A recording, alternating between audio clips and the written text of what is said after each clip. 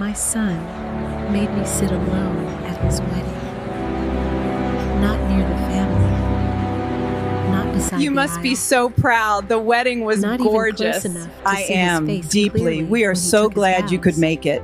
I was placed at the farthest table beside the kitchen doors with a small card that didn't say Mother of the Groom. It only said Guest. Across the room, his aunt sat in the front row, smiling like she had earned the place that should have been mine. I told myself not to cry. This was Ethan's day. Then the music changed. The doors opened. The bride appeared.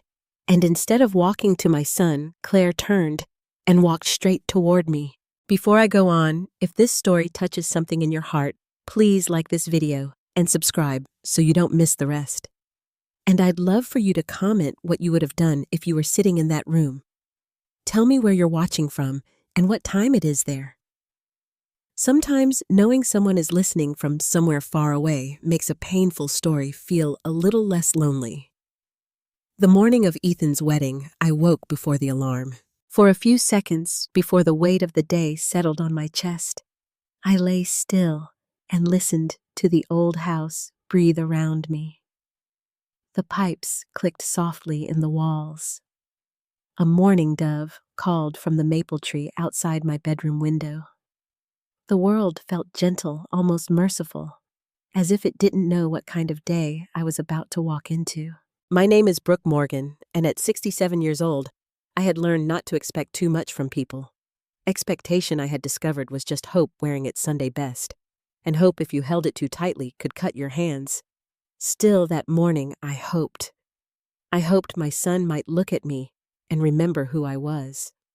I hoped Ethan might see me not as a burden, not as a mistake from his past, not as the woman he had learned to blame, but simply as his mother. His wedding invitation had arrived 6 weeks earlier in a cream envelope with raised gold lettering. It was beautiful, expensive, and painfully formal. There was no handwritten note inside. No, "Mom, I hope you'll come." No phone call before it arrived. Just my name printed on a card tucked between directions to the resort and a list of nearby hotels. Brooke Morgan. Not Mom. Not mother of the groom. Just Brooke Morgan. I had held that invitation at my kitchen table for nearly an hour, running my thumb over Ethan's name again and again. Ethan Thomas Morgan. My boy. The same boy who used to crawl into my bed during thunderstorms, pressing his cold feet against my legs and whispering, "Don't let the sky get me, Mom." The same boy who once made me a Mother's Day card out of notebook paper and wrote in crooked blue letters, "When I grow up, I'm buying you a mansion." He grew up. He bought himself a condo in Chicago with glass walls and a view of the river. And I remained in the small white house in Ohio, where his childhood still lived in every corner. I sat up carefully, my knees stiff, and reached for the robe folded at the end of my bed. On the chair by the closet hung the dress I had chosen for the wedding. Pale blue, modest, soft around the collar. I had bought it 3 years before for Easter service and had worn it only twice. The night before, I had ironed it, slowly smoothing every wrinkle as if I could press my way into belonging. On my dresser sat a small wooden box with a brass latch. It had belonged to my mother, and inside it were the few things I still kept safe from time. Her pearl earrings, a faded photograph of my wedding day, Thomas's old watch, and a lace handkerchief embroidered with tiny white initials. BM. My initials now? My mother's before me. I had thought about giving that handkerchief to Claire. I had only met Ethan's bride once briefly at a family brunch, but something about her had stayed with me. Claire Bennett had kind eyes, the kind that did not glance away from discomfort. When she spoke to me, she leaned in as if my words mattered. That was rare in Ethan's world. Most people around him moved quickly, spoke sharply, and measured one another by achievements, addresses, and bank accounts. Claire had asked me what Ethan was like as a little boy. No one had asked me that in years. So I placed the handkerchief in a small silver gift bag and tucked tissue paper around it. It was not expensive. I knew that. It did not sparkle. It would not impress the kind of people who rented ballrooms at lakefront resorts and served champagne before noon. But it was family. It was history. It was the closest thing I had to an heirloom. Before leaving, I stood in front of the hallway mirror and pinned my gray hair neatly behind my ears. My hands trembled slightly as I fastened the pearl earrings. I looked at my reflection and tried to see what Ethan might see when he looked at me. An old woman. A disappointment. A reminder of everything he believed had been taken from him. I swallowed hard and reached for my purse. "No," I whispered to the mirror. "Today is not about pain. Today is about your son." The drive to the resort took a little over 3 hours. The sky was bright and clear, the kind of blue that makes the world look innocent. I passed fields just beginning to turn gold, gas stations with faded flags, churches with signs about forgiveness. At a red light outside Toledo, I caught myself smiling at a memory of Ethan in the passenger seat at 13, eating fries from a paper bag, and telling me he was going to be a lawyer one day. "Not just any lawyer," he had said, pointing a fry at me. "The kind people are scared of." I laughed then. "Just make sure you're also the kind people can trust." He had rolled his eyes, but he smiled. Somewhere between that boy and the man waiting at the altar, something had broken. Or maybe it had been broken for him piece, by voices louder than mine. When I turned into the resort driveway, my breath caught.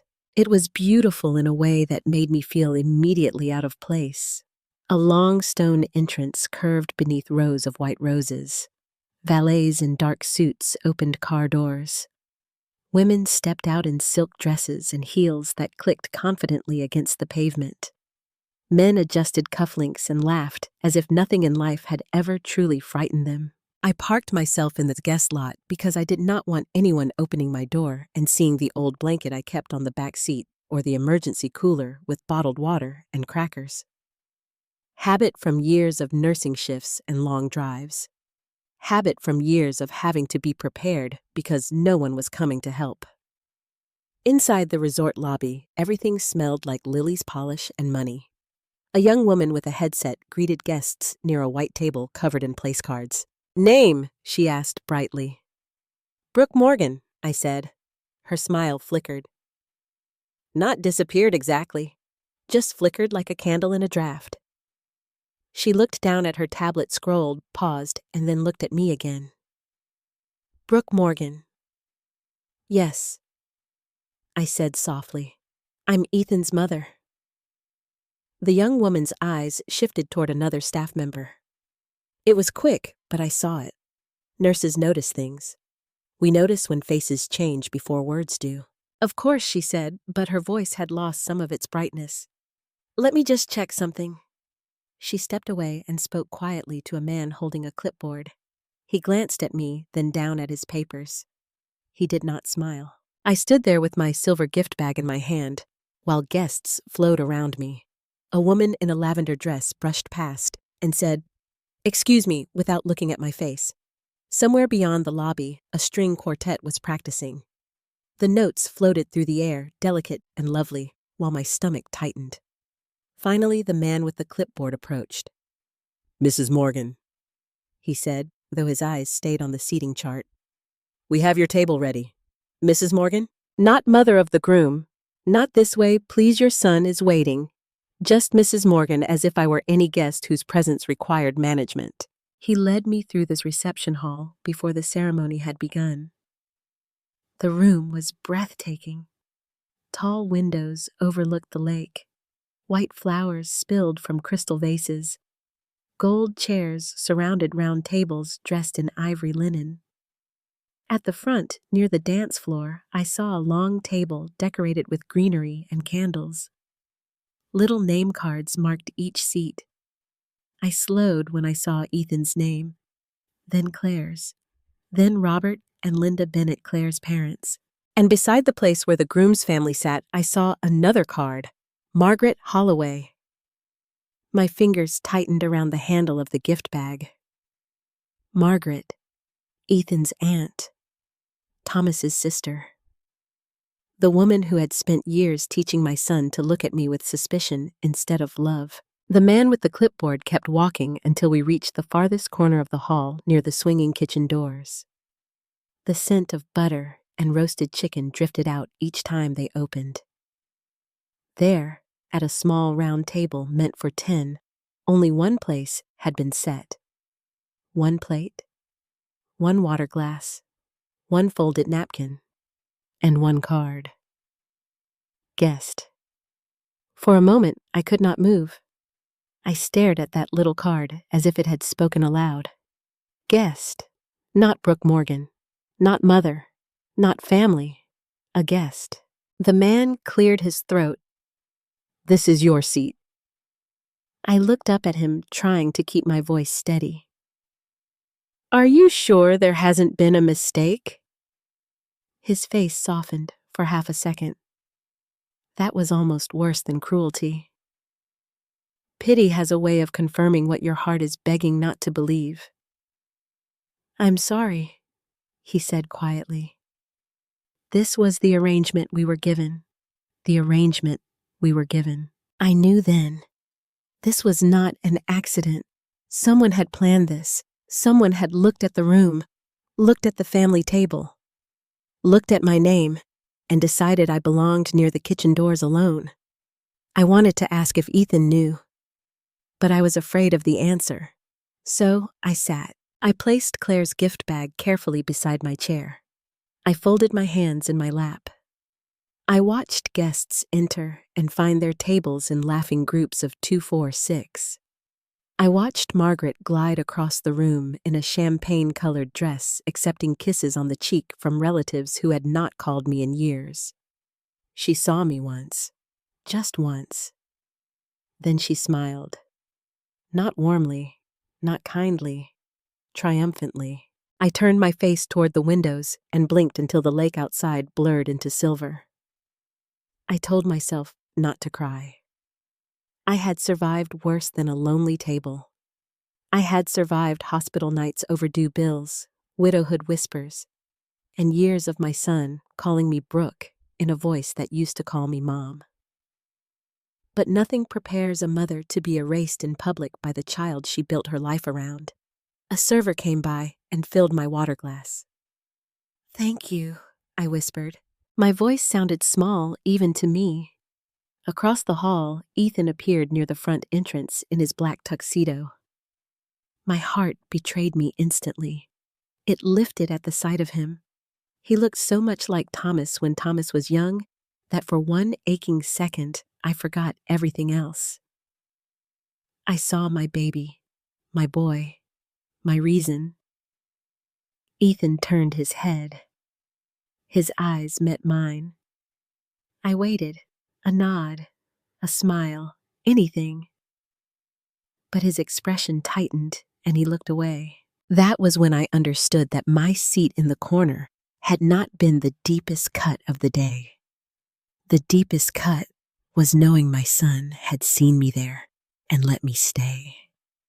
There was a time when Ethan would not let go of my hand. I thought about that as I sat alone in the corner of his wedding reception hall, watching strangers laugh beneath chandeliers, while my son stood across the room pretending not to see me. People who saw us that day might have thought our distance had always existed, that perhaps I had been a cold mother, or a careless one, or the kind of woman a son had reason to keep away.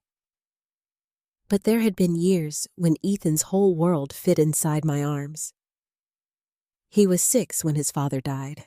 Thomas Morgan left for work one gray Tuesday morning with a travel mug of coffee in one hand and Ethan's superhero backpack in the other.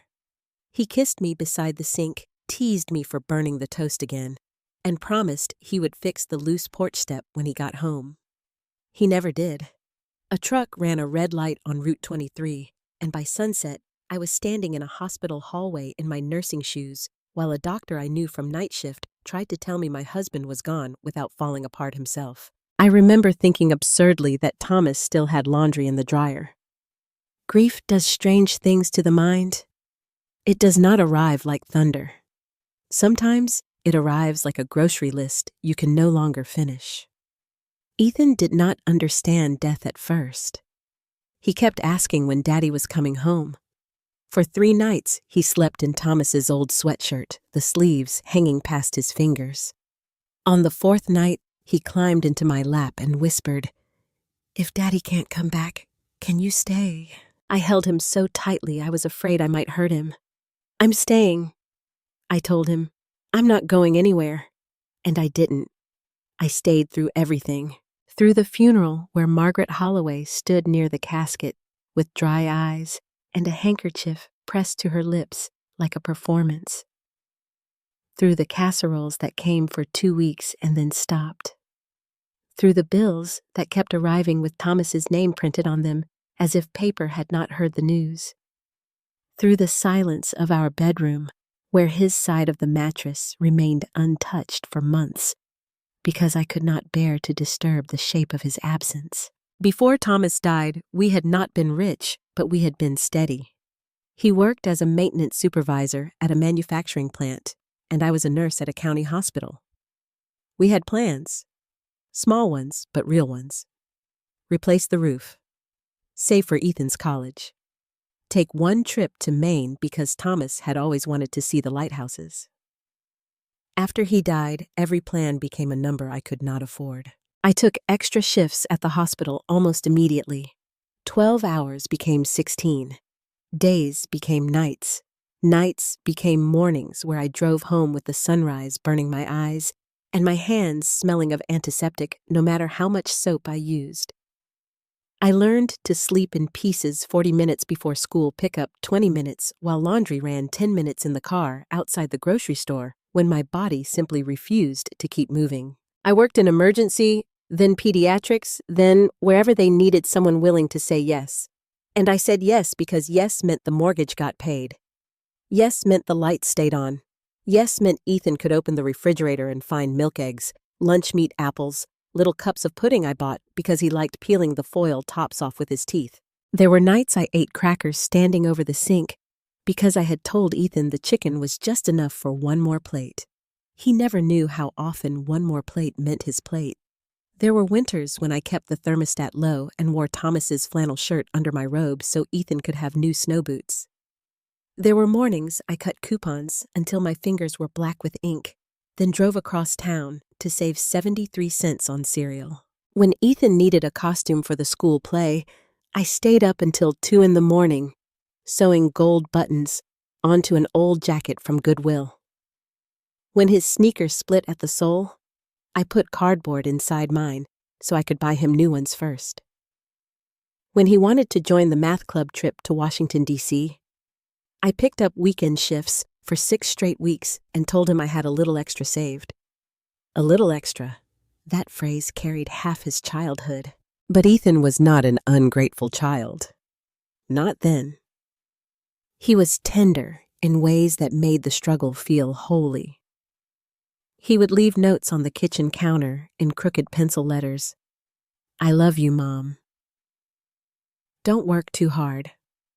When I am rich, you can sleep all day." On Mother's Day, when he was 9, he made me pancakes that were burned on one side and raw in the middle. I ate every bite while he watched proudly from across the table. Someday, he said, "I'm going to buy you a big house with stairs that don't squeak." I laughed, but I had to turn away because my eyes filled. "You don't need to buy me anything," I told him. "Just grow up kind." He nodded solemnly, as if kindness were a school assignment he intended to pass. For years, I believed he would. That was why what happened later hurt so deeply. Ethan had not been born cold. He had been taught to become that way. After Thomas died, there was supposed to be insurance money. Not a fortune, but enough to give Ethan a cushion. Enough that I would not have had to choose between the electric bill and dental work.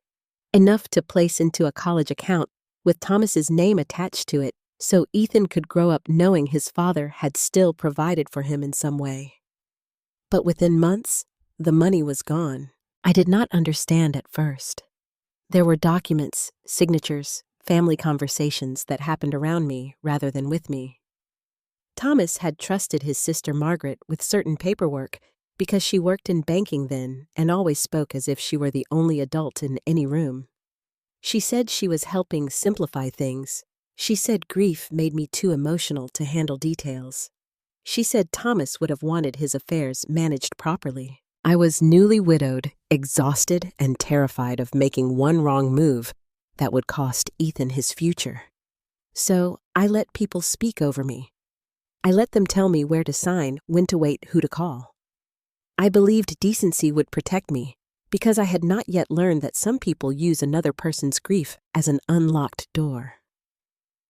By the time I began asking clear questions, the answers had turned cloudy. Accounts had shifted.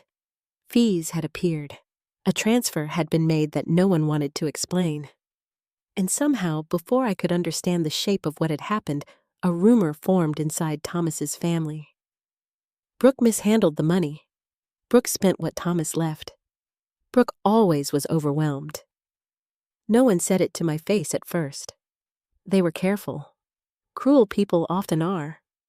They wrapped accusation in concern. "Are you sure you're managing all right?"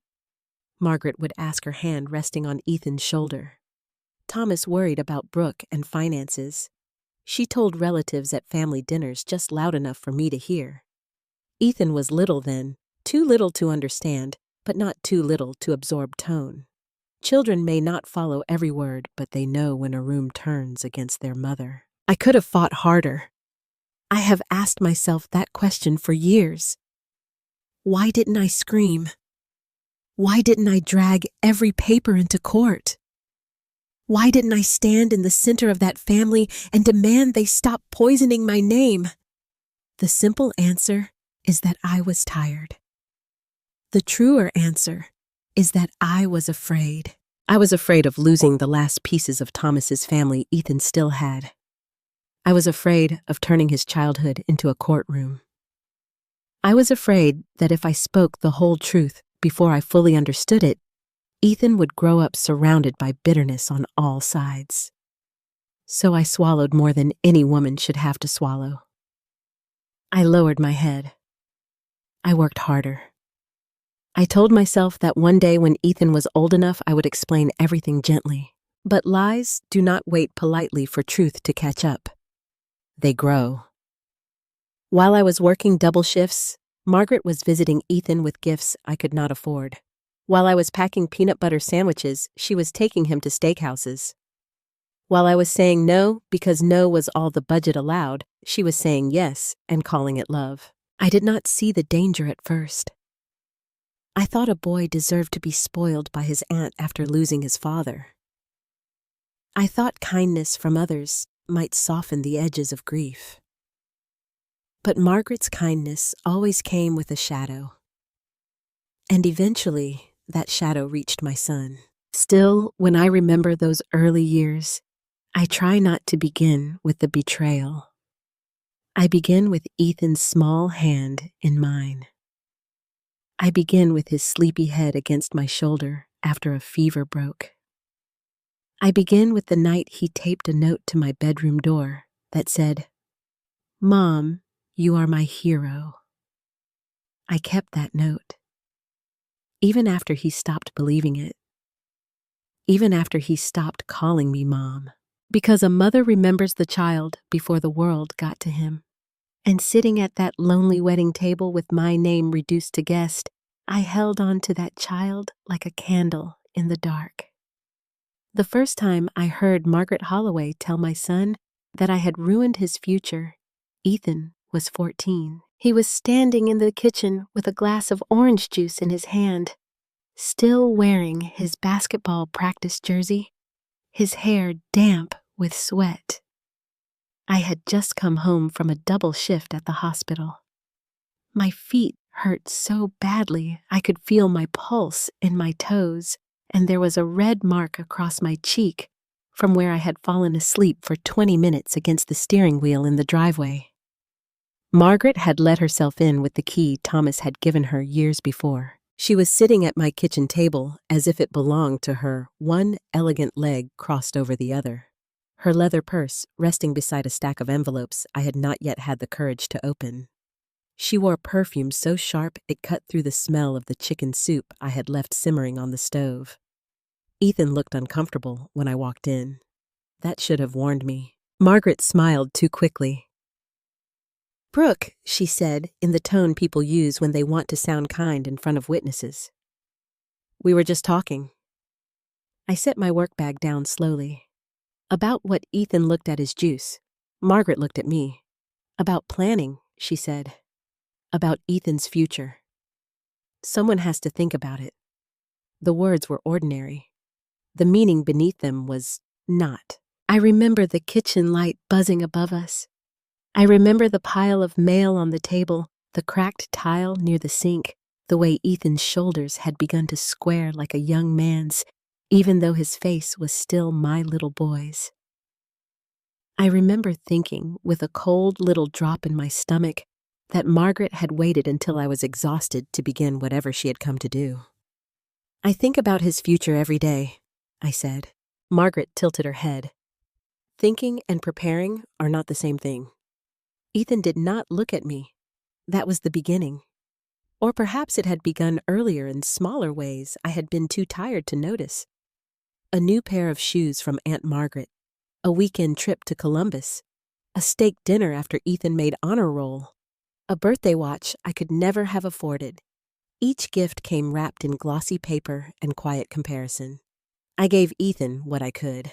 Margaret gave him what made him wonder why I could not. At first, I told myself not to be proud. A boy who had lost his father deserved kindness. If his aunt wanted to take him shopping, let her. If she wanted to buy him a winter coat nicer than the one I could find on clearance, let her. I had spent too many years counting dollars to resent someone else spending them on my son. But Margaret did not give without collecting. She collected gratitude. She collected secrets. She collected little disappointments and held them up to Ethan like evidence. When I said we could not afford a class ski trip, Margaret paid for it the next day. When I told Ethan he would need a used car if he wanted one at 16, Margaret took him to look at new models just for fun. When I packed leftovers for lunch, Margaret joked that growing boys need more than hospital cafeteria thinking. Ethan laughed the first few times. Then he stopped laughing and started listening. By 15, he had begun asking questions with edges. "Did Dad really leave money?" I was folding towels when he asked. The dryer was humming, and the television in the next room played a game show neither of us was watching. I froze for only a second, but he saw it. "There was supposed to be some," I said carefully. "What happened to it?" I looked down at Thomas's old towel in my hands. The truth was not simple. It had signatures and transfers and threats woven through it. It had Margaret's voice saying, "If you drag this family through court, Ethan will know exactly what kind of mother chooses money over peace." It had legal language I barely understood at the time, and papers I had signed with a shaking hand because I thought silence might keep my son from being torn apart. "I'm still trying to understand all of that," I said. Ethan's face hardened. "Aunt Margaret said you spent it." The towel slipped from my fingers. "She said that." He looked almost frightened, as if part of him wanted me to deny it so loudly that there would be no room for doubt. I should have slammed my hand on that dryer and told him his aunt was lying.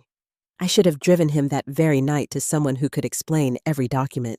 I should have pulled the poison out before it reached his heart. But mothers make terrible decisions when they are trying to prevent pain. I took a breath and said, "Your aunt doesn't know everything." That's not an answer. "No," I whispered. "It isn't." He walked away before I could say more. After that, our home changed. Not all at once. That would have been easier to name. It changed in temperature, in the length of silence between us, in the way Ethan stopped telling me small things first. He still came home, still ate dinner, still left his shoes by the back door, but some part of him had moved into a room I was no longer allowed to enter. Margaret filled that room. She came to his games and sat near the front, clapping loudly, telling other parents how proud Thomas would have been. She bought Ethan a navy blazer for his debate tournament and said, "A young man should look like he comes from something." I stood beside them in my discount store coat, pretending the sentence had not landed exactly where she aimed it. She began telling stories about Thomas that always placed her at the center and me at the edge. "Your father was the responsible one," she would say. "Your father worried about leaving things in the wrong hands. Your father trusted me to keep an eye on things, and Ethan, hungry for pieces of the father he barely remembered, accepted her words like bread." I could not compete with a ghost Margaret had dressed in her own opinions. There were nights I stood outside Ethan's bedroom door and heard him talking to her on the phone in a voice he no longer used with me. Easy, open, warm. I would raise my hand to knock, then lower it again. What would I say? Don't love your aunt. Don't listen to your father's sister. Choose my pain over her gifts. So I stayed quiet. Quiet became my habit, then my prison. The truth was that after Thomas died, Margaret had pushed papers in front of me when I was barely sleeping. She said the family needed to settle matters quickly. She said there were debts I did not know about, obligations Thomas had hidden to protect me. She said contesting anything would expose Ethan to ugliness. When I resisted, her voice turned hard. "You can fight," she told me, "but don't pretend Ethan won't suffer for it. Court records are public. Family names get dragged. Children hear things. Is that what you want? For your son to remember his father through accusations? You can fight," she told me, "but don't pretend Ethan won't suffer for it. Court records are public. Family names get dragged. Children hear things. Is that what you want? For your son to remember his father through accusations?" I signed because I was scared. I signed because the lawyer present spoke in careful phrases and would not meet my eyes. I signed because Margaret promised that if I stayed silent, Ethan would be left out of it. What a foolish bargain. I traded my voice for my son's peace, and Margaret used that silence to turn him against me anyway. By the time Ethan was 17, suspicion had become part of his posture. When I said no, he heard selfishness. When I said I was tired, he heard weakness. When I said I loved him, I sometimes saw him searching my face as if love itself might be another form of manipulation. The summer before his senior year, I found college brochures spread across the kitchen table. Private universities, expensive ones. Places with stone buildings, glossy dorm rooms, and tuition numbers that made my chest tighten. "We need to talk about financial aid," I said gently. Ethan did not look up. Aunt Margaret said Dad's money should have covered college. I gripped the back of a chair. "Ethan, did it?" he asked. His voice was calm. That hurt more than shouting. I wanted to tell him everything.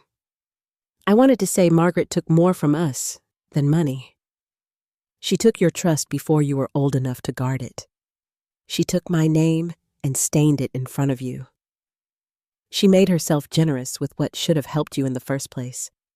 But his eyes were so young, so full of anger that had been handed to him by someone else, and behind that anger was grief. So I said the only thing I could manage. "I will find a way to help you." He laughed once bitterly. "That's what you always say." Then he gathered the brochures and left the room. I stood there long after the front door closed, staring at the empty table. The house was quiet. The kind of quiet that comes after something breaks and no one wants to admit they heard it. That night, I opened the wooden box where I kept Ethan's childhood notes. I unfolded the one that said, "Mom, you are my hero." The paper had softened with age. The pencil was fading.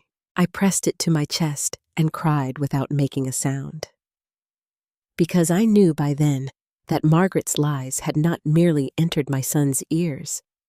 They had begun to live in him, and I did not yet know how to reach the boy buried underneath them. By the time Ethan left for college, the boy who used to leave love notes on my kitchen counter had learned how to pack his affection away. He did not become cruel overnight. That is what people misunderstand about distance inside a family. It does not always arrive as shouting or slammed doors. Sometimes it arrives politely. It says, "I'm busy." It says, "Maybe next month." It says, "You don't have to come." And little by little, those phrases build a wall so smooth you cannot find anywhere to place your hands. Ethan earned a scholarship to a university in Chicago. Not a full one, but enough that I nearly cried in the financial aid office when we received the letter. I still worked extra shifts. I still took out a small loan I never told him about. I still sold my wedding ring the August before freshman move-in because the housing deposit was due and my checking account could not stretch another inch. I told Ethan the ring was being resized. Then I told him I had misplaced it. Eventually, he stopped asking. The day I drove him to campus, the car was so full of boxes that I could barely see out the back window. Ethan sat beside me with his headphones around his neck scrolling through messages from friends. He looked handsome in a sharp, restless way, like he was already leaning toward a life I could not enter. When we reached his dorm, I carried bedding up 3 flights of stairs while he checked in. I tucked a roll of quarters into his desk drawer for laundry. I placed a small framed photo of him and Thomas on the shelf. He noticed and frowned. "Mom don't make it look childish," he said. "Mom." He still said it then, though less often. I smiled, as if the words had not stung. Of course, after the room was arranged, I wanted to hug him, not too tightly, not in front of strangers, just enough to mark the end of one life and the beginning of another. But he looked past me toward a group of students gathering in the hallway. "I should go meet people," he said. "Of course," I repeated. He gave me a quick, one-armed hug, the kind people give acquaintances at church, and stepped back. On the drive home, I cried so hard I had to pull into a rest stop outside Fort Wayne. I sat there, between 2 semi-trucks, gripping the steering wheel, telling myself that this was what mothers raised children to do. Leave. Grow. Become themselves. But I had not expected my son to leave me behind, like something he was embarrassed to have outgrown. In college, Ethan thrived. He joined debate clubs. He interned at a law firm. He made friends with last names that sounded like buildings. He learned how to speak in rooms where money had always been comfortable. I saw it in his posture when he came home for holidays, how he adjusted his cuffs, how his sentences grew more precise, how his eyes moved around our little house as if noticing its age for the first time. The loose cabinet handle, the worn sofa, the linoleum curling near the stove. I would cook his favorites anyway. Meatloaf with brown sugar glaze, mashed potatoes with too much butter, apple pie because he used to call the cinnamon smell home. He would eat quickly, check his phone, and say he had to get back early because of a study group or a networking event. Margaret visited him in Chicago more than I did. She could afford hotels downtown. She could take him to restaurants with white tablecloths. She bought him suits and called them investments. She introduced him to people as Thomas's boy, and later my nephew, the future attorney. When Ethan graduated from law school, I arrived 2 hours early and sat near the back because the front rows were already filled. Margaret waved at people from a better seat. She wore cream silk and a pearl necklace I recognized. My pearls. At least, I thought they were mine.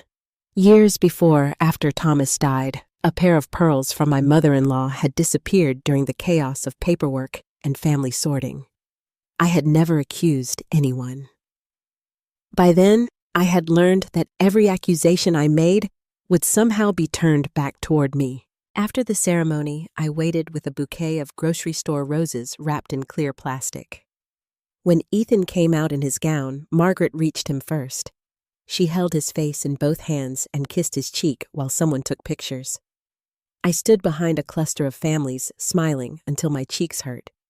When he finally saw me, he said, "Brooke, you made it."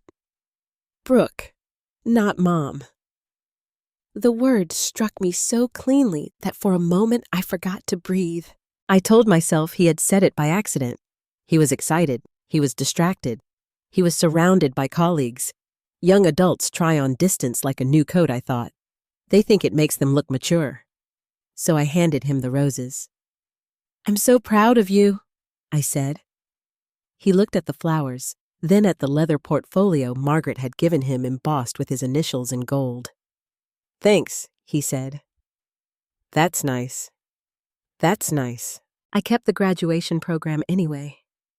I placed it in the wooden box with his childhood notes, his old report cards, the newspaper clipping from when his debate team won state, and the photo from kindergarten where he was missing one front tooth. My box became a museum of a son who visited less and less. After law school, Ethan joined a respected firm in Chicago. His name appeared on the firm website beneath a professional photograph where he looked confident, polished, almost severe. I printed it at the library because my home printer had stopped working. I cut it carefully and taped it inside a scrapbook. When he won his first major case, a local business journal mentioned him in a short article. I bought 3 copies, one for the box, one for my refrigerator. One I folded into my Bible, though I could not have explained why, except that pride sometimes needs a sacred place to rest. I called him that night. "That's wonderful, sweetheart," I said when he answered. There was a pause. "Thanks, Brooke," he said. "I only have a minute." The name came more naturally now. Brooke. As if I were a neighbor. As if Mom belonged to a language he no longer spoke. I wanted to ask him when he had decided I no longer deserved the title. Instead, I asked whether he was eating enough. He sighed. "I'm fine." That became our pattern. I called, he rushed, I invited, he declined. I sent birthday cards with checks too small to matter. He sent polite texts 2 days after mine. On Mother's Day, flowers came from an online service with a printed card that read, "Have a nice day, Ethan." The arrangement was beautiful. The message felt like something dictated to an assistant. One December, I gathered the courage to visit his office. I had baked an apple pie that morning, wrapping it carefully in foil and placing it in a cardboard carrier. The receptionist looked uncertain when I said I was Ethan Morgan's mother. She called back, lowered her voice, and then directed me to wait near a glass wall. I saw him before he saw me. He was walking with 2 colleagues laughing. My heart lifted. He looked successful, yes, but for 1 second when he laughed, I saw my little boy again. Then his eyes landed on me. The laughter disappeared. "Brooke," he said, approaching quickly. "What are you doing here?" I lifted the pie slightly. "I was in the city. I thought I'd bring you something." One of his colleagues smiled. "That's sweet. Is this your mom?" Ethan hesitated. Just a heartbeat. But I felt it. "This is Brooke," he said. "She's from Ohio." She's from Ohio. Not my mother. Not the woman who raised me. Just Brooke, from Ohio. I do not remember much after that. I remember the pie feeling heavy in my hands. I remember the colleague's smile fading with confusion. I remember Ethan saying he had a meeting, and maybe we could catch up another time. I remember leaving the pie on the reception desk because carrying it back to the parking garage would have broken something in me. On the drive home, I decided I would stop trying so hard. But mothers are liars when they say that. We stop for a week, maybe a month. Then a birthday comes, a holiday, a news clipping, a memory. And there we are again, reaching toward the child who has turned away. Years passed like that. Then came the wedding invitation. Cream envelope, gold lettering, perfect calligraphy. I opened it at my kitchen table with trembling hands. Ethan Thomas Morgan and Claire Elizabeth Bennett request the honor of your presence, not a call, not a visit, not even a personal note. I searched the envelope twice, thinking perhaps there was another card tucked inside for family details, rehearsal dinner, information, mother-son dance, instructions, anything that would tell me I had a place beyond the guest list. There was nothing. My name was printed neatly on the outer envelope.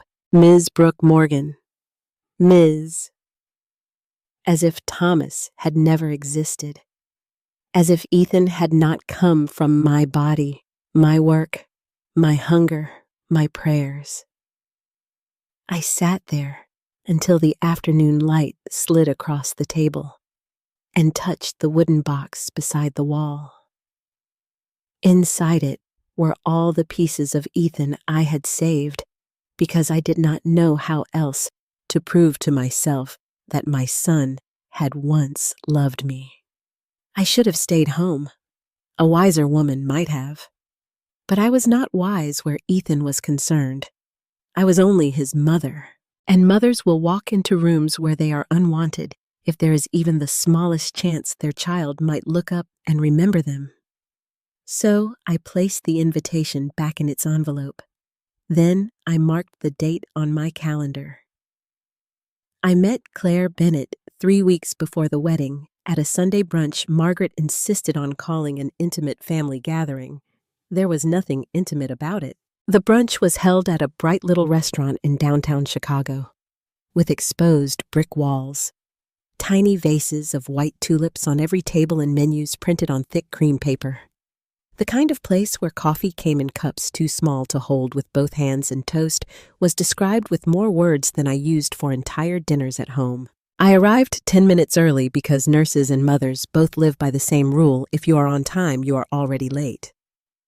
I stood outside the restaurant for a moment, smoothing the front of my navy cardigan, trying to steady myself before walking in. Through the window, I could already see Ethan. He sat beside Margaret, wearing a charcoal sweater and an expression I had come to recognize. Calm, controlled, guarded. His hand rested around a coffee cup. Margaret leaned toward him, speaking with the easy authority of someone who believed every room eventually bent to her voice. Then I saw Claire. She sat across from Ethan, sunlight resting on her hair, laughing softly at something one of her friends had said. She was not flashy. That was my first thought. Pretty, yes, but not in a way that announced itself. She wore a pale green dress and a delicate gold necklace. Her beauty was in her warmth, in the way she turned fully toward whoever was speaking, as if attention itself were a gift she had decided to give freely. When I stepped inside, the hostess led me to the table. Ethan looked up. "Brooke," he said. There it was again. My name, clean and formal, placed between us like a closed door. "Hello, Ethan," I said. Margaret's smile appeared immediately. "Brooke, you found the place." "Good." As if I were a child who had successfully crossed a street. Before I could answer, Claire stood. She stood. No one else did. "You must be Ethan's mother," she said, coming around the table with both hands extended. "I'm Claire. I'm so happy to finally meet you." For a second, I could not speak. Ethan shifted in his chair. Margaret's smile stiffened, but Claire did not seem to notice, or perhaps she noticed and chose kindness anyway. I took her hands. They were warm. "It's lovely to meet you," I said. "Ethan has told me about you." It was a lie, mostly. Ethan had told me the facts. Her name, her job, her father was retired from law. Her mother volunteered with an arts foundation. She taught 3rd grade. She was good, he had said once, as if describing a reliable car. But Claire looked at me as though she wanted to know more than facts. "I've been hoping we'd get a chance to talk," she said. That sentence alone almost undid me. We sat, and for the first few minutes, conversation moved around the table in polished little circles. Wedding flowers, weather, hotel blocks, the rehearsal schedule. Margaret spoke, often correcting details no one had asked her to correct. The ceremony coordinator knows to reserve the front row properly, she said, stirring her coffee. We don't want confusion on the day. I felt Ethan glance at me, then look away. Claire noticed. Her eyes moved from Margaret to Ethan to me gently, but carefully. She did not say anything then. She only folded her napkin in her lap and asked, Brooke, are you still living in Ohio? Yes, I said. In the same house, actually. Ethan grew up there. Claire smiled. I'd love to hear about that. What was he like as a little boy? The table went still in a way most people would have missed. Ethan's jaw tightened. Margaret lifted her water glass. One of Claire's bridesmaids looked down at her plate as if the eggs had become fascinating. But Claire waited. I looked at my son. He was sweet, I said softly. Very curious. He asked questions about everything. Once when he was 7, he took apart the toaster because he wanted to know where the heat lived. Claire laughed, her whole face opening. That sounds like him. He was afraid of thunderstorms. I continued, because the memory had come before I could stop it. He used to climb into my bed with his blanket and tell me the sky was angry. Ethan set his fork down. Mom. He stopped. The word had slipped out of him before pride could catch it. Mom. It was only one syllable, but it went through me like sunlight through a boarded window. His face changed immediately. He cleared his throat. Brooke doesn't need to tell embarrassing stories. Claire looked at him not sharply, but with surprise. I don't think that's embarrassing. I think it's sweet. Margaret gave a small laugh. Brooke has always had a talent for making ordinary things sound sentimental. Claire looked at him not sharply, but with surprise. I don't think that's embarrassing. I think it's sweet. Margaret gave a small laugh. Brooke has always had a talent for making ordinary things sound sentimental. I lowered my eyes to my coffee. Claire did not. There's nothing wrong with sentimental, she said, especially at a wedding. Margaret's lips pressed together. For the first time that day, I felt something shift. Not enough to call hope. Hope was dangerous, but perhaps a small opening in a locked room. After brunch, while the others discussed seating charts and transportation, I reached into my purse and touched the small silver gift bag I had carried all morning. I had almost left it in the car. Several times during the meal, I had told myself not to give it. It would look foolish, too simple, too poor beside whatever Margaret had bought. But Claire had asked about Ethan as a child. She had stood when I arrived. That was enough courage for me. Claire, I said quietly, I brought you something. It's not much. Her face softened. You didn't have to do that. I know. I placed the bag beside her plate. It belonged to my mother. She carried it on her wedding day. I carried it on mine. I thought if you wanted something old, maybe... My voice thinned before I could finish. Claire opened the tissue paper carefully, not tearing it.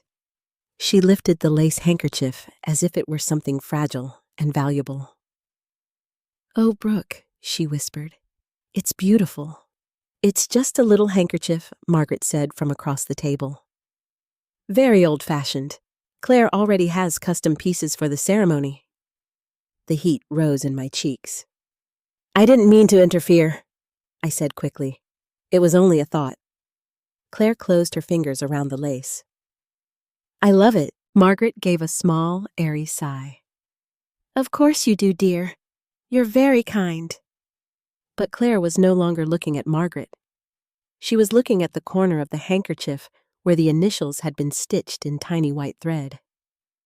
BM. Her thumb moved over the embroidery. Brooke Morgan? She said softly.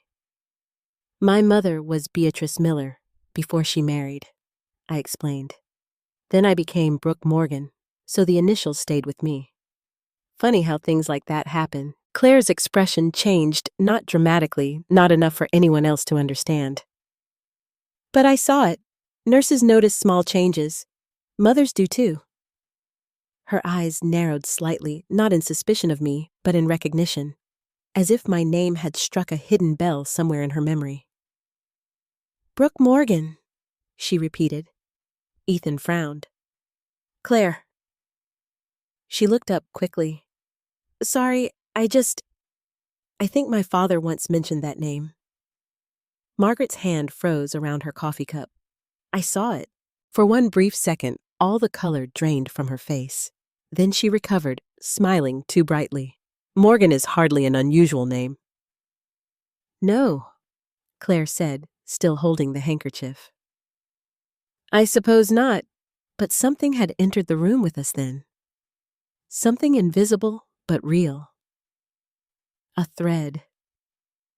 One end in Claire's hand. The other buried somewhere in the past Margaret had worked so hard to keep sealed. When I left the restaurant that afternoon, Claire walked me to the door. Thank you for trusting me with this, she said, holding up the handkerchief.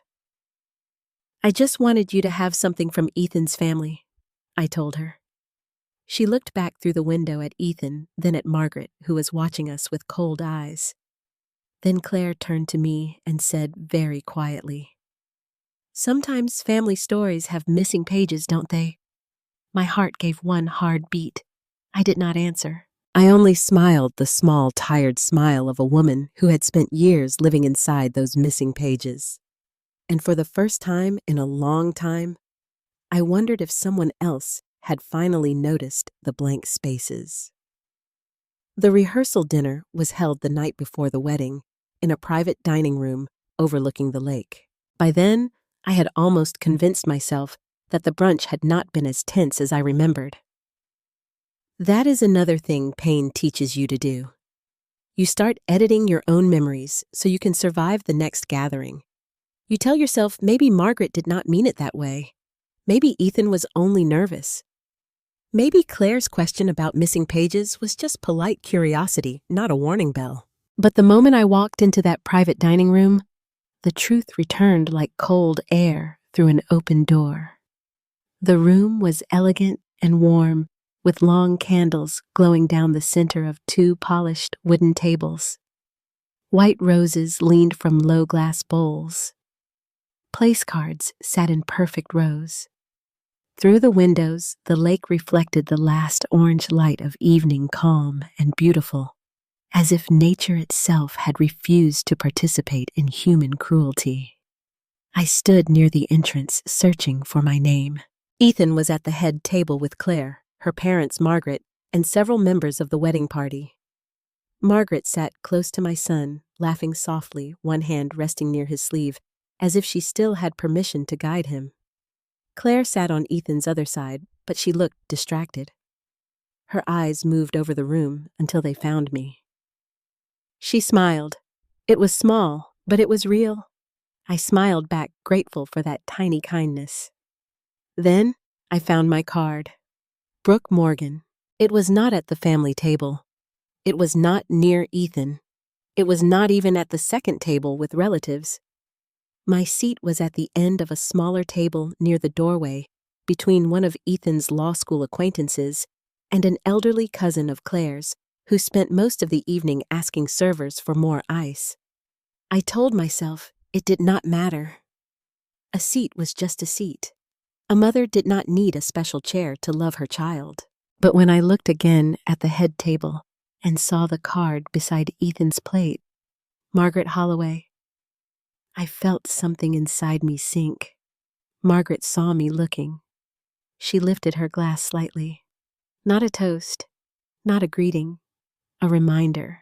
Dinner began with polite conversation, Plates arrived with salmon roasted potatoes, asparagus tied in little bundles as if vegetables needed ribbons to be acceptable in that room. People laughed. Toasts began. Claire's father, Robert Bennett, spoke first. He was a tall man with silver hair and a lawyer's posture, the kind of man who seemed to weigh words before allowing them out. He spoke beautifully about Claire. He talked about her kindness as a child, how she once gave away her winter coat to a classmate and came home shivering but proud. Everyone laughed gently. Claire wiped at her eyes. Ethan reached for her hand. Then Claire's mother spoke. Then the best man. Then one of Claire's bridesmaids. I waited, not because I expected much. I had not been asked to prepare anything, but somewhere deep down in that foolish place, a mother never completely outgrows. I thought perhaps Ethan might look toward me and say, "My mother would like to say a few words." I had imagined it on the drive there. Just 30 seconds. That was all I wanted. I would have stood, smoothed my dress, and said something simple. I would have told Claire that Ethan used to believe love meant staying through storms. I would have told Ethan that his father would have been proud to see him become a husband. I would have wished them patience, honesty, and a home full of laughter. I would not have mentioned pain. I would not have mentioned Margaret. I would not have embarrassed him. But my name was never called. Instead, Margaret rose. The room quieted. She placed one hand over her heart and smiled at Ethan with glistening eyes. When my brother Thomas passed, she began, "Our family lost a good man." And Ethan lost a father far too young. I felt every muscle in my body tighten. Margaret continued, her voice soft and practiced. Over the years, I have tried to be there for him in whatever ways I could, to guide him, to support him, to remind him of where he came from. Across the room, Ethan lowered his eyes, moved. People looked at Margaret with admiration. I stared at my plate. "To Claire," Margaret said, turning toward the bride. "Thank you for loving the man Ethan has become. He is strong, disciplined, and loyal. Thomas would be so proud." Not once did she say my name. Not once did she mention the woman who worked nights, packed lunches, checked homework, sat beside fevered beds, signed school forms with hands cracked from hospital soap, and sold pieces of herself so that boy could stand tall in a tailored suit. Everyone applauded. I did too, softly, because I did not know what else to do with my hands. After the toasts, I excused myself to the hallway. I told the woman beside me I needed the restroom, but really I needed air. The hallway outside the dining room was quiet, carpeted in deep blue lined with framed photographs of sailboats. I stood near a window and pressed my fingers to my lips, willing myself not to cry. That was when Ethan found me. For one impossible second, hope rose again. He had come after me. Maybe he had noticed. Maybe he was sorry. "Brooke," he said. The hope died at the sound of my name. I turned.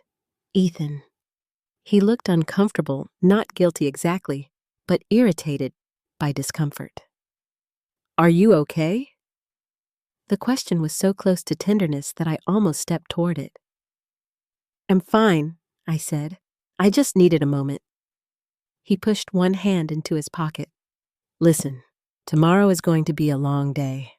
I know, and I need everything to go smoothly." I studied his face. He was my son.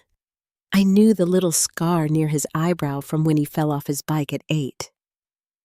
I knew the way his mouth tightened when he was holding back anger. I knew him even when he no longer wanted to be known by me. "I want that too," I said. His eyes flicked back toward the dining room. Then, please don't make this day about yourself. At first, I did not understand the words. They seemed to hang in the hallway between us, too cruel to belong to my child. What I whispered. He exhaled, impatient now. I saw you during Margaret's toast. I know that look. I know you feel left out, but this is my wedding. Claire's wedding. Not a chance to reopen old wounds. My throat tightened. I didn't say anything. But you wanted to, Ethan. I only stepped out because I was overwhelmed. That's what I mean, he said. There's always something, always some sadness, some quiet suffering, some way you make people feel guilty. The hallway seemed to tilt. For years I had imagined many things my son might one day say to me. I imagined apologies, questions. Maybe anger, yes. But never this. Never that my pain itself had become an inconvenience to him. I have never wanted to ruin anything for you, I said. He looked away. Then don't start now. Behind him, near the dining room entrance, Margaret stood partly hidden in the warm spill of light. She had heard enough. Her lips curved into the smallest smile. Not joy. Victory. I looked from her to Ethan, and something in me folded inward. All right, I said. My voice sounded older than I felt. Ethan nodded, relieved that I had made it easy for him. Thank you. Then he turned and walked back into the room. He did not touch my shoulder. He did not ask if I needed a minute. He did not see that the woman he had just wounded was the same one who had once held him while he cried for his father. I stayed in the hallway, one hand against the wall, breathing slowly. I thought I was alone. Then I heard a soft voice behind me. Brooke Claire stood a few steps away, her face pale. I straightened quickly. Claire, I'm sorry. I was just coming back in. She looked toward the dining room, then back at me. Did he just say that to you? I forced a smile. Weddings are stressful. That wasn't stress. There was something in her voice I had not heard before. Not pity. Not curiosity. Anger. Quiet, controlled anger. Before I could answer, Ethan appeared behind her. Claire, he said too quickly. There you are. She turned to him. I was looking for you. His expression shifted. He had seen her face. Everything okay? Claire glanced at me, then back at him.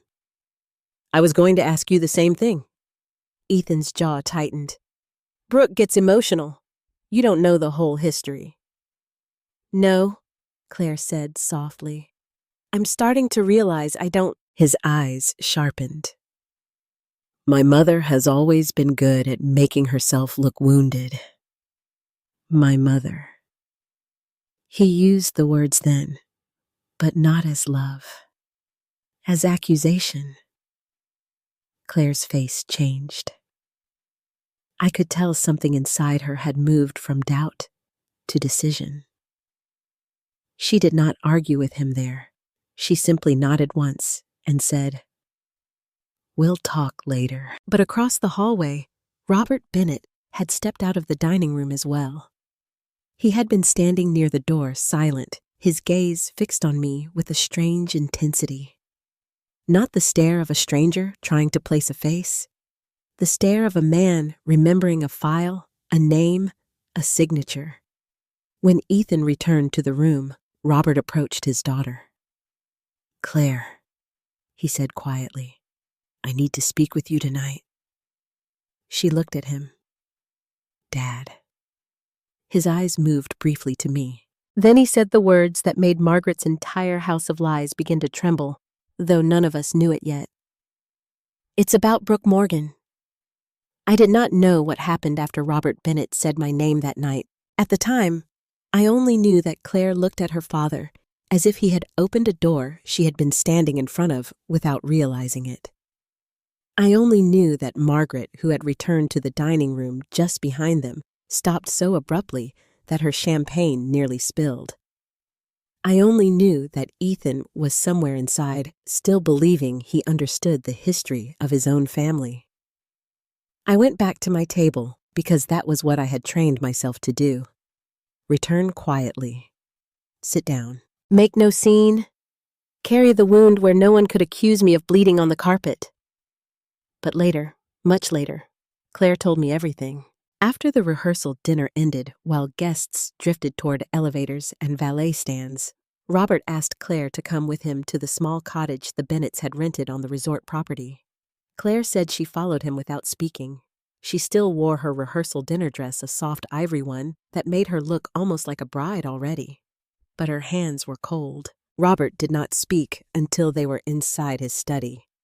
A temporary room he had made his own by stacking legal pads folders and own by stacking legal pads folders and reading glasses across a walnut desk. Even in retirement, Claire said her father traveled like a lawyer. He carried documents the way other men carried spare socks. Dad reading glasses across a walnut desk. Even in retirement, Claire said her father traveled like a lawyer. He carried documents the way other men carried spare socks. Dad, Claire said, "What do you know about Brooke?" Robert stood by the desk for a long moment, his fingers resting on the back of the chair. Enough to know that what I heard tonight was wrong. Claire's face tightened. Ethan said she makes herself look wounded. Robert looked at his daughter, then with sadness. Some wounded people are not performing, Claire. Some are simply still bleeding. He unlocked a black leather case he had brought from home. From inside, he removed a thin file folder old enough that the edges had softened and the label had begun to fade. Claire told me the name written across the tab made her stomach drop. Morgan Estate Matter. She recognized my name from the handkerchief first, then from her father's face when he had seen me in the hallway. And now there it was in ink, as if my past had been waiting quietly in a folder for someone honest enough to open it. Robert sat down slowly. Years ago, he said, before I moved into corporate law, I consulted briefly on a probate and insurance dispute involving Thomas Morgan's estate. I was not Brooke's attorney of record, but I reviewed several documents at the request of another lawyer who had concerns about undue pressure. Claire pulled out the chair across from him. Undue pressure from whom? Robert did not answer immediately. He opened the folder and turned several pages until he found a copy of a transfer document. Margaret Holloway, he said. Claire stared at the paper. Robert explained what I had lived, but never fully understood at the time. After Thomas died, there had been a modest life insurance payout and a separate savings account Thomas intended to help with Ethan's education. Thomas, trusting his sister's banking experience, had allowed Margaret certain limited access to documents years earlier for emergency purposes. But after his death, that access had been stretched, twisted, and used in ways Thomas had never intended. There were withdrawals, transfers, administrative explanations that sounded official enough to frighten a grieving widow and vague enough to hide intent. Claire read the pages one by one. Her father pointed to dates, signatures, account references. The money had not vanished because I was careless. It had not been spent on myself. It had not gone toward luxuries or secret debts or any of the ugly things Margaret had allowed my son to believe. A large portion had passed through an account tied to Margaret. Claire told me she felt physically sick when she saw it. But why didn't Brooke fight? She asked. Robert leaned back, the weight of memories settling into his face. She wanted to. Those 3 words broke something in Claire. She did. Yes, Robert said. From what I reviewed, she asked questions. She challenged the explanations. She wanted an investigation. But she was exhausted, newly widowed under financial pressure, and surrounded by people telling her that if she pushed, Ethan would be dragged into a public family dispute. He pulled another document from the file, a non-disclosure agreement. My signature sat at the bottom. Brooke Morgan. I remembered that page. I remembered the pen in my hand. I remembered Margaret's voice, smooth as ice, telling me that if I truly loved my son, I would let the matter rest. I remembered a lawyer I did not trust telling me the agreement would preserve family stability. I remembered thinking stability was another word for Ethan not losing more than he already had. I had signed because I was afraid of what war would do to my boy. Claire touched the copy of my signature with her fingertips. She signed away her right to defend herself, she whispered. Robert nodded. More or less. Why would anyone let her do that? Because people often mistake silence for consent, Robert said. And because the person with the most to lose is often the easiest to pressure. Claire rose from the chair and walked to the window. Outside, the resort grounds were quiet. The wedding tents glowed faintly in the distance, beautiful and bright, waiting for a celebration already built on something rotten. My wedding is tomorrow, she said.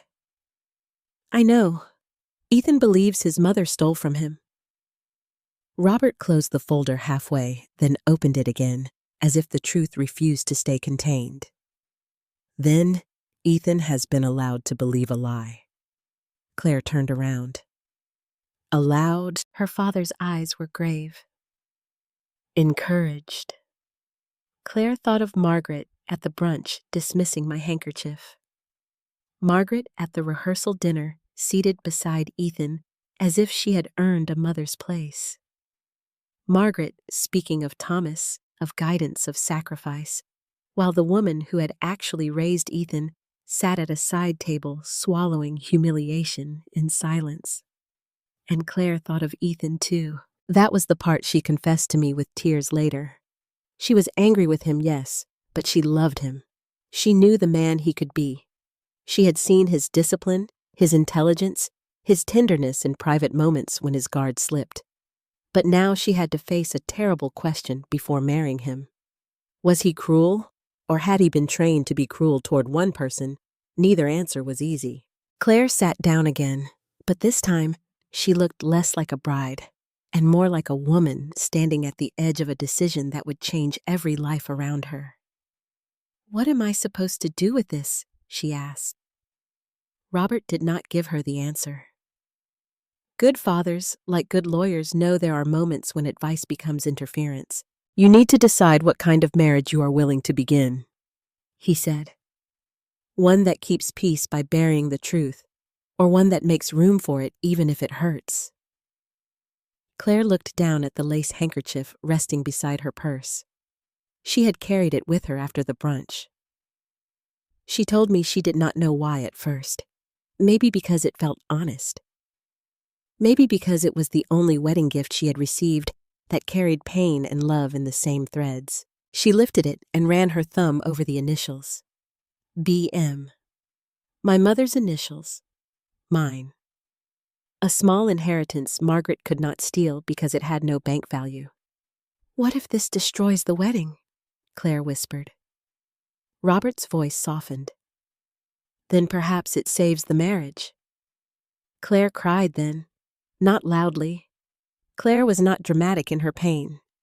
She cried the way strong women often do, with one hand pressed over her mouth, as if apologizing even to the air for breaking. She cried for Ethan because the father he lost had been used against him. She cried for herself because the man she loved had brought her to the altar with a lie lodged in his family, like a knife. And though I did not deserve such grace from someone who barely knew me, she cried for me, for the mother seated alone, for the woman called manipulative because she had learned to suffer quietly. For every year I had been punished for protecting a child who grew up believing I had betrayed him. Claire did not sleep much that night. She read the documents again. She asked her father what could be proven and what could only be suspected. Robert was careful. He told her the records showed enough to challenge Margaret's story. Enough to prove I had not taken the money. Enough to show that Margaret had benefited from the confusion after Thomas's death. Enough to make any decent person stop and ask why my son's mother had been erased. Near dawn, Claire placed copies of the key documents into a folder. Then she laid her wedding dress across the bed. Beside it, she placed my handkerchief. By morning, she had made her choice. She would not begin her marriage by pretending not to see a woman being humiliated. She would walk down the aisle, but not first to Ethan. First, she would come to me. The next morning, I woke with a heaviness I could not name. For a moment, I did not remember where I was. The hotel room was too white, too quiet, too expensive. Sunlight slipped through the curtains in thin gold lines, landing across the chair where I had laid my pale blue dress the night before. The dress looked smaller somehow, as if it already knew the woman wearing it would have to shrink herself to survive the day. I sat on the edge of the bed and pressed both hands over my heart. Just get through it, I whispered. That had become my prayer. Not let him love me again. Not let the truth come out. Not even let someone see me. Just get through it. I showered slowly, pinned my gray hair behind my ears, and put on the pearl earrings my mother had given me when I turned 16. In the bathroom mirror, I practiced a smile. It looked fragile, but it would have to do. Mothers learn to carry pain in public without letting it spill. We learn to smile over broken places because someone once taught us that composure is a kind of duty. On the small desk near the window sat Claire's silver gift bag, empty now. She had kept the handkerchief. That thought warmed me more than I expected. Whatever else happened that day, at least one thing from my side of the family would be near the altar. Maybe hidden in Claire's bouquet. Maybe tucked somewhere only she knew. It was a small comfort, but I had lived long enough to stop dismissing small comforts. Sometimes they are all that keeps a person standing. I arrived at the ceremony early. The wedding was being held in a grand hall attached to the resort with tall arched windows facing the lake. White roses climbed wooden frames near the altar. Candles lined the aisle in glass cylinders, their flames trembling in the air conditioning. A string quartet played softly near the back, the music so delicate it almost made the room feel holy. Almost. Guests drifted in wearing silk pearls, dark suits, and practiced smiles. They moved in clusters, kissing cheeks, comparing hotel rooms, asking about flights. No one seemed to know what had happened in the hallway the night before. No one looked at me with the careful eyes people use after scandal. So I understood that if Claire had learned something, she had not yet spoken it aloud. Perhaps she had changed her mind. Perhaps Robert had told her to let the wedding proceed.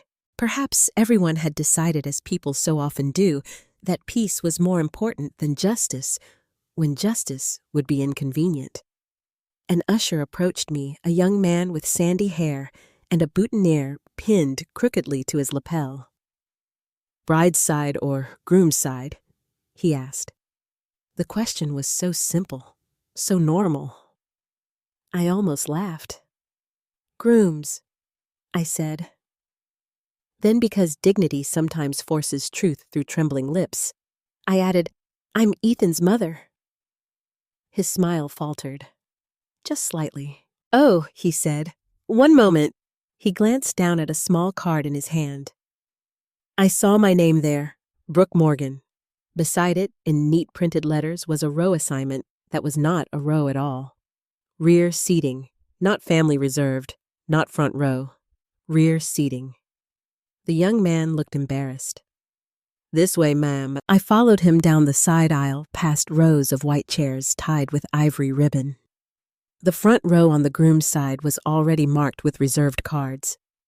I saw Robert and Linda Bennett's names across the aisle on the bride's side. I saw seats for Ethan's law partners, for honored relatives for Margaret. Margaret Holloway sat in the first row on the groom's side. She wore champagne satin and a small jeweled pin shaped like a lily.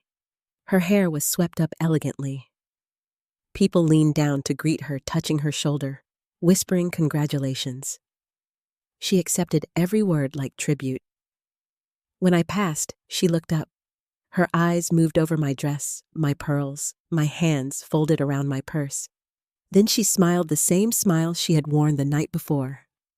Triumph has a particular shape on certain faces. The usher led me to the last row near the entrance doors. Not even the aisle seat. One seat from the end partly blocked by a tall floral arrangement on a stand. From there, the altar looked far away, softened by distance and candlelight. Ethan would be close enough for me to recognize, but not close enough for him to see my eyes. Maybe that was the point. "Thank you," I told the usher. He looked as though he wanted to apologize but had not been given permission. "Of course." I sat. The chair was beautiful white and gold, but it felt like a punishment.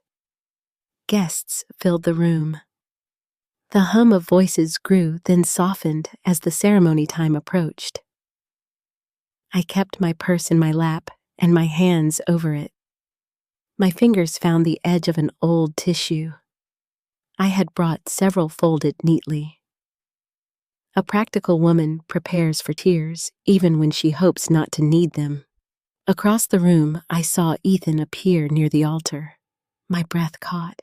He looked handsome. There was no denying it. Tall, composed, dressed in a black tuxedo with a white rose pinned to his lapel. For a second, he turned slightly, and the light touched his profile in a way that made him look so much like Thomas that my heart seemed to miss a beat. There was my husband's jaw, my son's eyes, my past and future, standing together in one man who no longer knew what he had done to me. Ethan spoke briefly to his best man, then looked out over the room. His gaze moved across the guests. It reached me. For 1 second, our eyes met. I do not know what I hoped for. Maybe a nod. Maybe a flicker of regret after what he had said in the hallway. Maybe the smallest sign that beneath all the anger, Margaret had planted some part of my boy still knew I had once been his safe place. But Ethan's face tightened. Then he looked away. I pressed the tissue against my palm until it crumpled. Beside me, 2 women whispered. I did not know them. "Is that his mother?" one asked softly. "I thought the aunt was," the other replied. Their words were not meant to hurt me. That almost made them worse. They were merely confused, trying to arrange the room according to what they saw. And what they saw was simple Margaret in front, Brooke in back. One woman honored, one woman hidden. The music changed. Conversation faded instantly. The officiant stepped into place. Ethan straightened his shoulders. The bridesmaids entered first, floating down the aisle in soft blue dresses, each carrying white flowers. They smiled at friends. They took their places. The best man adjusted his cuff. Someone sniffled, already moved by beauty, before truth had even entered the room. Then the doors closed. A pause settled over us. It was the kind of pause that makes every person hold their breath at once. The quartet began the bridal march. Everyone stood. I stood too slowly, one hand braced against the back of the chair in front of me. The doors opened. Claire appeared. For a moment, the whole room seemed to brighten around her. Her gown was simple but breathtaking, with long sleeves of delicate lace and a skirt that moved like water. Her veil fell softly over her shoulders. In her hands she carried a bouquet of white roses and greenery. And wrapped around the stems, unmistakable even from where I stood, was my mother's lace handkerchief. My hand went to my mouth. She had used it. She had truly used it. I expected her to look straight ahead at Ethan. Every bride does. That is the moment everyone waits for, the groom seeing the bride. The bride seeing the groom, the room disappearing around them. But Claire did not move. She stood at the entrance, looking down the aisle. Then her eyes shifted. Past the flowers, past the guests, past Margaret in the front row. She searched the room. My heart began to pound. Ethan's smile faded slightly at the altar. Claire turned her head. Her eyes found me in the last row. For one impossible second, the room blurred around us. I could not hear the quartet. I could not hear the rustle of dresses or the soft clicking of cameras. I saw only Claire Bennett standing in her wedding gown, looking at me with an expression I did not yet understand. Not pity, not confusion, resolve. Then she stepped forward, but not down the aisle. A murmur moved through the guests as Claire turned away from the path lined with candles and walked along the back row toward me. I felt every face in the room turn. My knees weakened. "No," I whispered, though no one could hear me. Claire came closer, her veil moving gently behind her. The handkerchief fluttered against her bouquet like a small white flag. At the altar, Ethan took one step forward. Claire, she did not answer him. Margaret stood halfway from her seat, her face sharp with alarm. "Claire, dear, the aisle is this way." Claire still did not stop. She reached my row. I gripped the top of the chair in front of me, suddenly terrified. Not for myself, but for her. For the scene. For the wedding. For the anger that would come from Ethan when he believed somehow that I had caused this too. Claire stood before me. The entire room fell silent. Then she lowered herself slightly so her eyes were level with mine and took my trembling hand in hers. Her fingers were warm. "Brooke," she said softly, but her voice carried in the silence. "You should never have been seated here." A sound moved through the guests. A gasp. A ripple. 100 people realizing at once that something beautiful had cracked open to reveal something painful underneath. I shook my head, tears already rising. "Claire, please. This is your day." Her grip tightened gently. "No," she said. Then she looked toward Ethan, toward Margaret, toward the front row where my place had been taken. "It is our day," she said, "and I will not begin it by pretending I don't see what has been done to you." For a moment, nobody moved. The music had stopped, though I could not remember when. The last note seemed to hang in the air above us, trembling like a question no one wanted to answer. Claire stood in front of me in her wedding gown, holding my hand as if I were not a problem to be hidden, but a person worth reaching for. I wanted to disappear. Not because she had done anything wrong, because I had spent so many years being blamed for other people's discomfort that even kindness felt dangerous when it happened in public.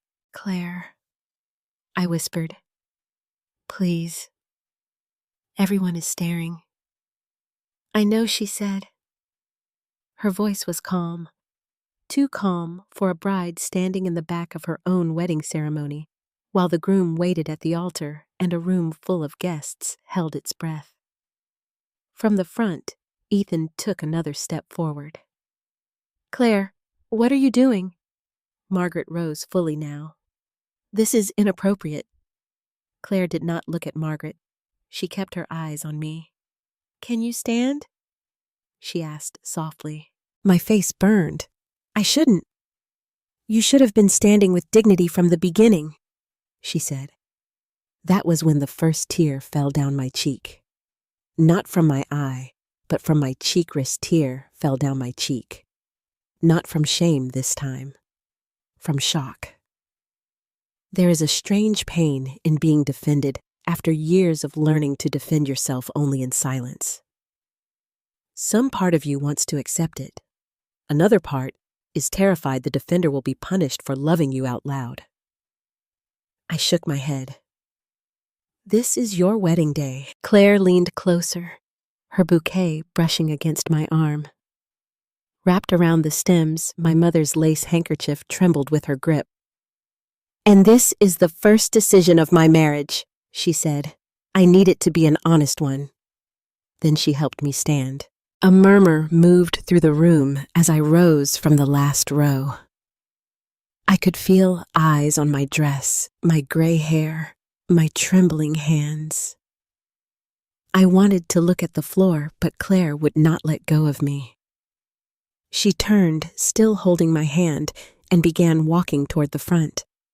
Not quickly, not dramatically, slowly, with the terrible grace of someone carrying truth through a room that had arranged itself around a lie. Every step felt longer than the last. We passed guests who leaned back to let us through. Some looked confused, some embarrassed. Some were already whispering. The two women who had wondered whether Margaret was Ethan's mother stared at me now with wide eyes. At the front row, Margaret stepped into the aisle. Claire, she said, her voice low and sharp. This is not the time. Claire finally looked at her. No, she said. This is exactly the time. Margaret's mouth tightened. You are making a spectacle of yourself. Claire's grip on my hand remained steady. No, Margaret. I am refusing to participate in one. A sound moved through the guests again, louder this time. Ethan's face had gone pale. I could see the confusion in him turning into anger because anger was easier than fear. He looked at me, and for one awful second, I knew what he believed. He thought I had caused this. He thought I had somehow taken the one day that belonged to him and made it about my pain, just as he had warned me not to do. Brooke. He said, his voice tight. What did you say to her? The question struck me harder than I expected. Even now, even with Claire standing beside me. He still looked first for my guilt. I didn't say anything, I whispered. Claire stepped slightly in front of me. She didn't have to, she said. I have eyes. The officiant, a gentle-looking man with silver-rimmed glasses, shifted uncertainly near the altar. Claire, would you like a moment? Yes, Claire said. I would. Then she turned toward the guests. I felt my knees weaken. Claire, please don't. She looked back at me, and her eyes softened. Brooke, I know you've been asked to stay quiet for a very long time. I'm not asking you to speak. I'm asking you to let me. I could not answer. Robert Bennett stood from the bride's side of the front row. His wife Linda reached for his hand, but she did not stop him. He gave Claire a small nod, and only then did I understand whatever was happening now had not been born in impulse. Claire had come prepared. Ethan looked from Claire to Robert. What is going on? Claire inhaled slowly.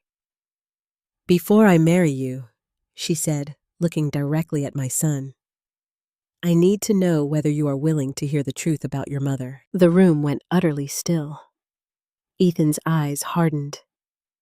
This is not the place. That's what people say when the place is finally full enough for lies to be challenged, Claire replied. Margaret gave a cold laugh. This is absurd. Brooke has clearly gotten to you. Claire turned her head. Brooke gave me a handkerchief. That is all she gave me. She lifted her bouquet slightly. The lace handkerchief was wrapped around the stems, bright against the green. She gave me something old, something from her family, because she still wanted to honor this marriage after being excluded from nearly every part of it. My throat closed. Ethan's jaw flexed. Excluded, Claire, you don't understand the history. No, she said. I didn't, so I asked questions. Margaret's face changed. It was subtle, but I saw it. The smallest fracture in her composure. The first sign that she knew the floor beneath her had shifted. Claire looked toward her father. Robert stepped into the aisle and handed her a slim folder. The folder was cream-colored, almost matching the wedding program's guests held in their laps. A terrible fear moved through me. I knew before she opened it. Some part of my past had entered that room. Claire, I said, barely audible. Please. She touched my arm gently. You don't have to be afraid of the truth anymore. But I was afraid. Truth had never been safe in my family. Truth had been something people twisted, buried, signed away, or used as a weapon. And now it was here in a wedding hall, wearing white gloves and carrying legal copies. Claire opened the folder. I am not here to humiliate anyone, she said, though her eyes briefly moved toward Margaret. But I will not marry a man while watching him mistreat the woman who raised him based on a story he never fully questioned. Ethan's face flushed. I know what happened. Do you, Claire asked, do you know your mother worked double shifts to pay your tuition? Do you know she sold her wedding ring to help with your housing deposit? Do you know she kept every article ever written about you in a wooden box because she was proud of you, even when you called her by her first name? Ethan went still. Those details had not come from the legal file. Those were things Claire had pieced together from me, from observation, from the kind of attention my son had stopped giving years ago. I looked down because I could not bear his eyes. Claire continued, her voice shaking for the first time. And do you know that the money you were told she mishandled was not taken by her? The air seemed to leave the room. Margaret snapped, That is enough. No, Claire said. It isn't. She pulled one page from the folder. This is a copy of a transfer record from after Thomas Morgan's death, she said. This shows funds moving from an account. This shows funds moving from an account connected to his estate. And Brooke Morgan is not the person who benefited from that transfer. Ethan stared at the page as if it were written in a language he had forgotten how to read. Claire connected to his estate. And Brooke Morgan is not the person who benefited from that transfer. Ethan stared at the page as if it were written in a language he had forgotten how to read. Claire, he said slowly, where did you get that? My father reviewed documents years ago. Connected to your family's estate dispute, Ethan looked at Robert. You knew about this. Robert's voice was quiet but firm. I knew enough to be concerned then. I know enough to be concerned now. Margaret stepped forward. Old papers can be misunderstood. This is a wedding, not a courtroom. Robert looked at her with the calm of a man who had spent a lifetime watching guilty people hide behind procedure. Then perhaps you should stop behaving as if evidence is an inconvenience. A ripple passed through the guests. Ethan turned to me, and for the first time that day, his expression was not anger. It was uncertainty. Brooke, he said. Not Mom, but not accusation either. Just my name, suddenly fragile. I shook my head, tears spilling freely now. I never wanted this today. I know, Claire said beside me. Then she looked at Ethan. That's the point. She never wanted to hurt you. Even now, she would rather be humiliated quietly than let the truth disrupt your happiness. Ethan's lips parted, but no words came. Claire took another paper from the folder. And there is more, she said. Margaret's face went white. The room waited, and I realized with terror and relief twisting together in my chest that the ceremony had truly stopped. Not because a bride had lost her way, but because she had finally found mine. Margaret moved before anyone else did. She stepped into the aisle with the practiced confidence of a woman who had spent years entering rooms as if every chair, every conversation, every version of the truth belonged to her. "This has gone far enough," she said. Her voice was sharp now. The soft, polished tone she used with guests had disappeared. For the first time that day, everyone in the room heard what I had heard for years beneath her sweetness. Control. Claire. Margaret continued, "You are emotional. Brides often are, but you do not understand what you are holding." Claire stood still, the folder open in her hands. "Then explain it." Margaret blinked. "Excuse me, if these documents are being misunderstood," Claire said. "Explain them." A low murmur passed through the guests. Ethan stood frozen near the altar. The officiant had stepped aside, his Bible lowered. The candles still burned. The flowers still framed the space where vows were supposed to be spoken. Everything around us remained beautiful, and somehow that made the ugliness feel even sharper. Margaret laughed once, but it sounded thin. "I will not be interrogated at my nephew's wedding." Robert Bennett moved beside his daughter. He did not raise his voice. He did not need to. Some men carry authority quietly, and Robert was one of them. "No one is interrogating you," he said. "Claire asked you to clarify records that appear to contradict what Ethan has been told." Margaret turned on him. "And who are you to involve yourself in my family's private affairs?" Robert's expression did not change. "A retired attorney who reviewed parts of this matter years ago, and the father of the woman your nephew is about to marry." The room went still again. Ethan looked at Robert as if seeing him for the first time not as Claire's father, but as a man who held a piece of his life Ethan had never known was missing. "You reviewed this?" Ethan asked. "Yes," Robert said. "When?" "After your father's death. Not as the lead attorney, but as a consulting reviewer." "There were concerns." Margaret snapped, "There were no concerns. There was confusion. Brooke was overwhelmed, and the family did what it could. My body reacted before my mind did. I flinched. Claire saw it. So did Ethan."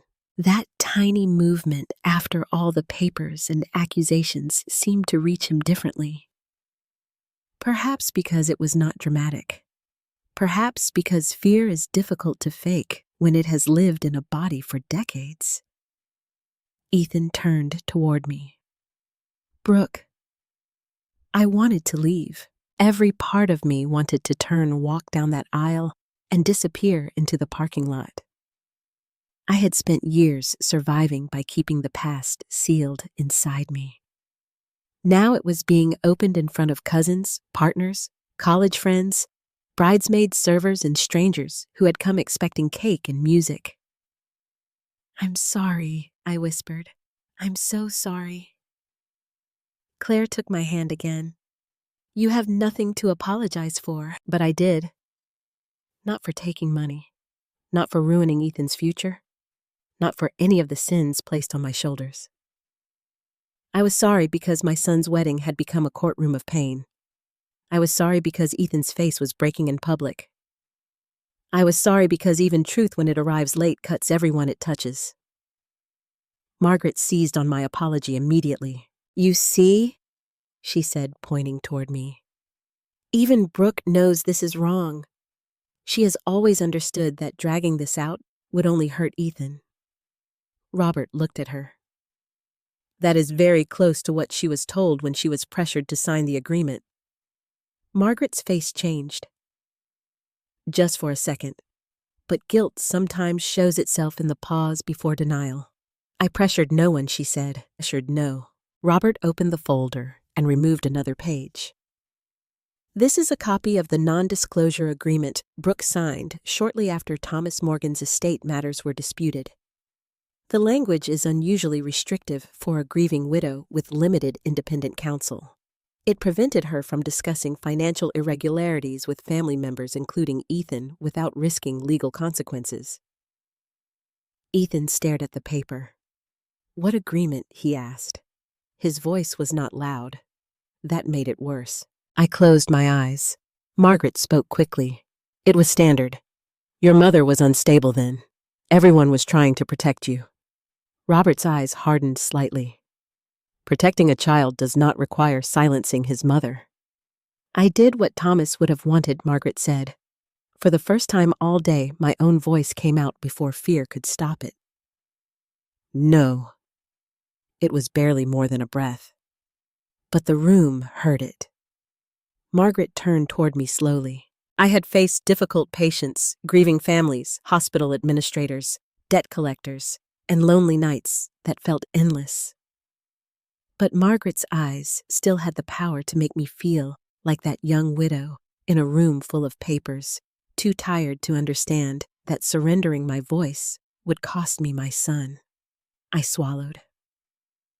"Thomas would not have wanted Ethan to hate me," I said. Ethan's face twisted as if the words had struck him physically. Margaret's lips tightened. "No one made Ethan hate you, Brooke." Claire said, "You helped him misunderstand her?" "I helped raise him," Margaret shot back. That was the moment something in Ethan shifted.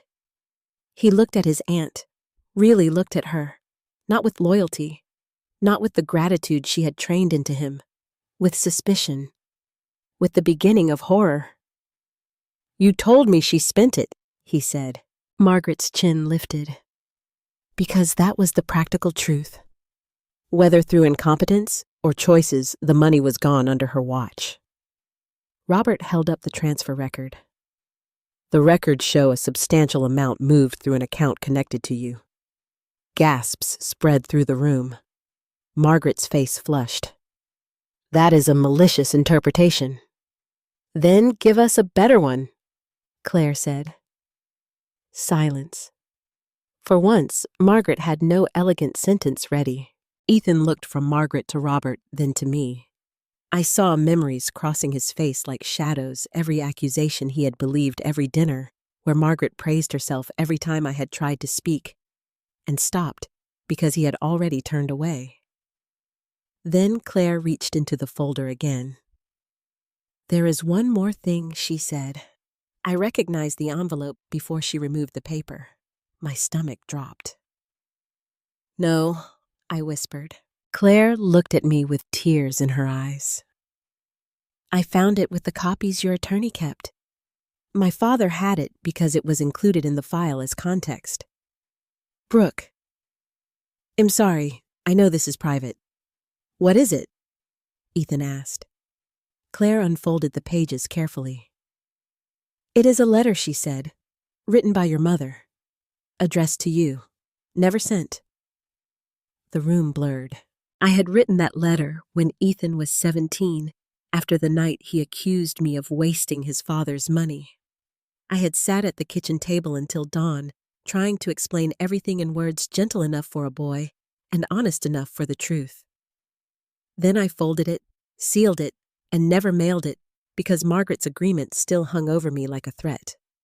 Claire began to read. "My dearest Ethan, if one day you look at me and see a woman who failed you, I hope you will remember first that I loved you before you had words to ask for it." Ethan's shoulders dropped. Claire's voice trembled, but she continued. "I know there are things being said about me. I know silence can look like guilt. But sometimes silence is the only shelter a mother thinks she has left to give her child. I am choosing not to fight in ways that would pull you into adult bitterness. I am choosing to carry what I can carry because you have already lost your father, and I cannot bear for you to lose the rest of his family too." A sob broke somewhere in the room. Maybe it was Linda Bennett. Maybe it was me. Claire read the final lines. "If someday you hate me, I will still love you. If someday you stop calling me Mom, I will still answer in my heart. And if the truth ever reaches you, I pray it does not make you cruel. I pray it brings you home. Claire lowered the letter. No one spoke. Ethan stood at the altar in his wedding tuxedo. But he no longer looked like a groom waiting to be married. He looked like a little boy lost in a house that had suddenly gone dark. Then he turned to Margaret. "You had me call you the woman who helped raise me," he said, his voice breaking. "And all this time you knew." Margaret's mouth opened, but nothing came out. For the first time in all the years I had known her, Margaret Holloway looked afraid. Not of me, of the truth. Ethan stepped down from the altar, as if the floor had changed beneath him. No one tried to stop him. Not Claire, not Robert, not the officiant, not even Margaret, who stood in the aisle with her lips parted and her hands clenched so tightly that the diamonds on her rings flashed under the lights. My son walked toward me slowly. I had seen Ethan walk into courtrooms on news clips with that same controlled posture, shoulders, squared face, unreadable, every step measured. But this was different. The man coming toward me now was not the confident attorney from Chicago. He was not the groom standing beneath white roses. He was not the polished stranger who called me Brooke in front of colleagues. He looked like a boy who had just discovered that the map he had followed his whole life had been drawn by someone who wanted him lost. When he stopped in front of me, I could barely look at him. His eyes were red, but no tears had fallen yet. His mouth opened once closed, then opened again. Why, he asked. One word. Not angry, not yet. Just broken. I knew what he meant. Not why had Margaret lied, not why had Claire spoken, not why had the ceremony stopped. He was asking why I had let him believe it. Why I had carried the truth in silence while he punished me for a crime I had not committed. I gripped the edge of the chair beside me because my knees felt weak. "Ethan," I whispered. He flinched at the sound of his name, as if even that contained memories he was not ready to face. "Why didn't you tell me?" he asked. His voice rose slightly, not in cruelty this time, but in panic. "All these years, all those times I asked, all those times I blamed you. Why didn't you just say it?" I looked past him for a moment toward the candles flickering near the altar. I remembered another room, another table, another paper in front of me. I remembered my younger hand holding a pen. I remembered Margaret standing behind a lawyer, telling me that if I fought, Ethan would hear every ugly detail, that the Morgan name would be dragged through filings and accusations, that Thomas's memory would become a battlefield, that my little boy, already grieving his father, would lose the last family he had on that side. And I remembered believing her. Not because she was good, because I was scared. "I thought I was protecting you," I said. Ethan's face twisted. "Protecting me from what?" "From the truth, from more loss." The words came out with a pain so old it no longer felt sharp, only deep. "You were 6 when your father died," I said. 6, Ethan. You slept in his sweatshirt for almost a week. You asked me if heaven had visiting hours. You cried every time a truck passed the house because you thought maybe he had come home. His eyes filled. "I couldn't give you your father back," I continued. "And when the fighting started over money paperwork accounts, I didn't understand. I was terrified that if I pushed too hard, you would lose his family too." Margaret made a small sound behind him, something between protest and warning. For once, Ethan did not turn toward her. He kept looking at me. I asked questions, I said. I did. I tried to understand where the money had gone. I tried to challenge what was being said. But every time I reached for the truth, someone reminded me that you were the one who would suffer. That you would hear things no child should hear. That you would grow up with your father's name attached to bitterness. My voice trembled. So I made a choice. A foolish one, maybe. A weak one, maybe. But I made it as your mother. I chose silence because I thought silence would give you peace. Ethan shook his head, tears finally slipping down his face. It didn't give me peace. I know. It made me hate you. I know. The admission left me almost breathless. For years, I had avoided naming it that plainly. Ethan had been distant, cold, disappointed, influenced, misled, but hate. A mother does not want to believe her child hates her, even when he sets the evidence in front of her again and again. Ethan pressed both hands to his forehead. I called you Brooke. A quiet sob moved through the room. I heard. I said. I introduced you that way. I know. I let people think Margaret raised me.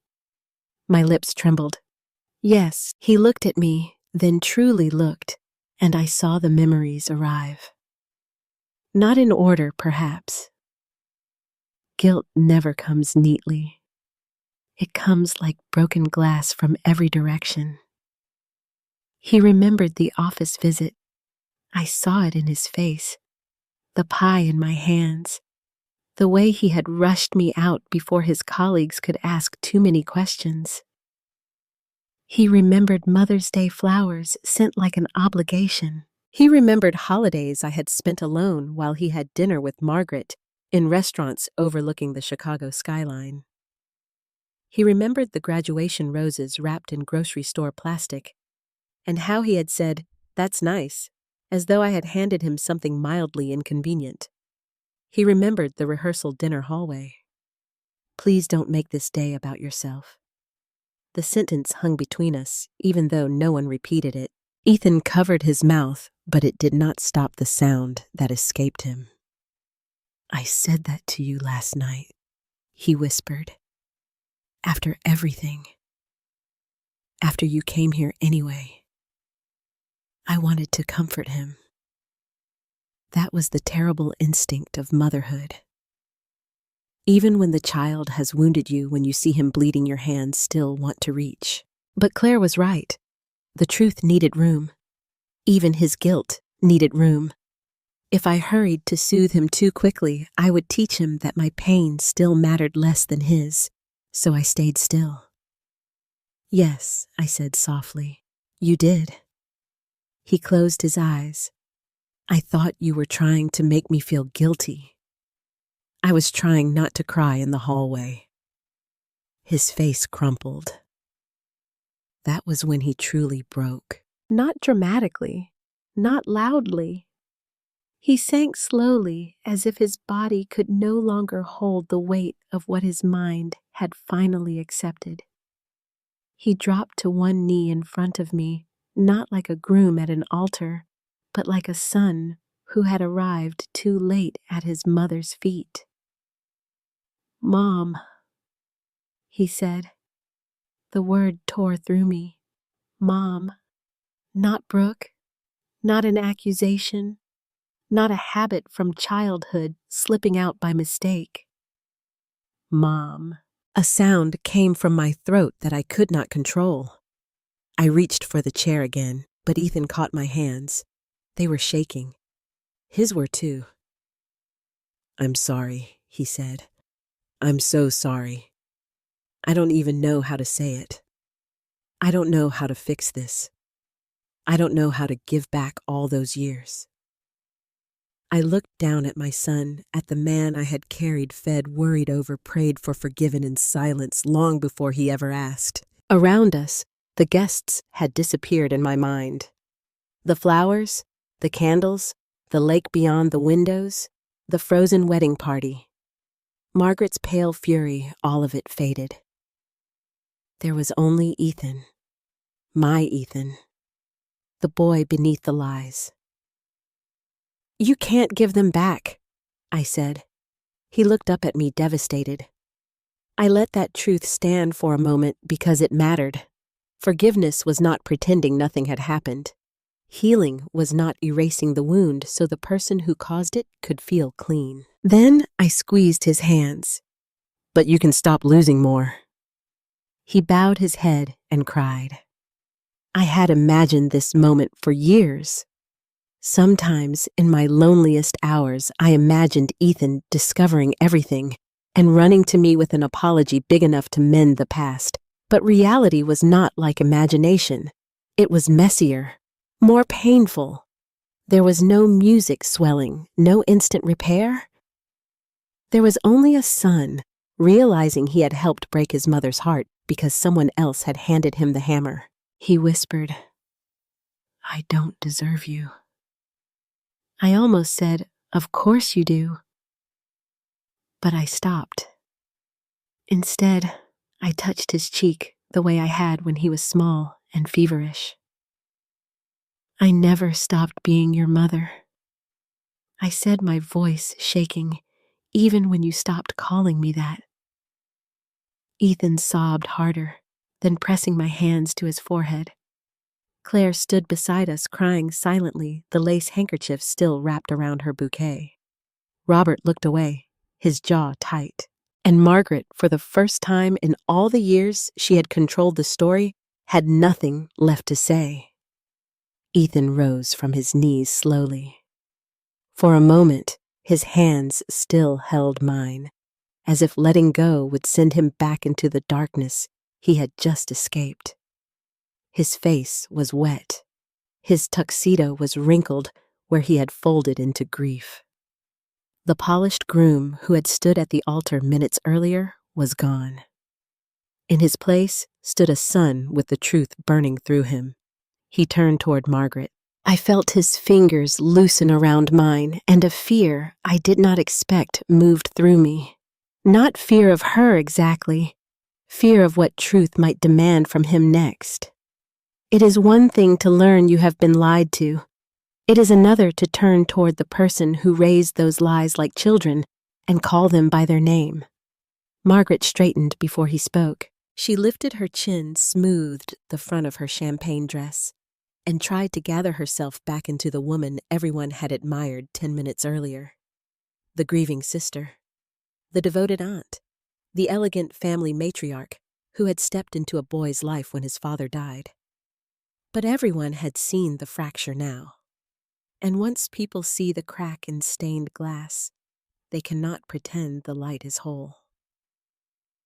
"Ethan," Margaret said, softening her voice, "you are overwhelmed."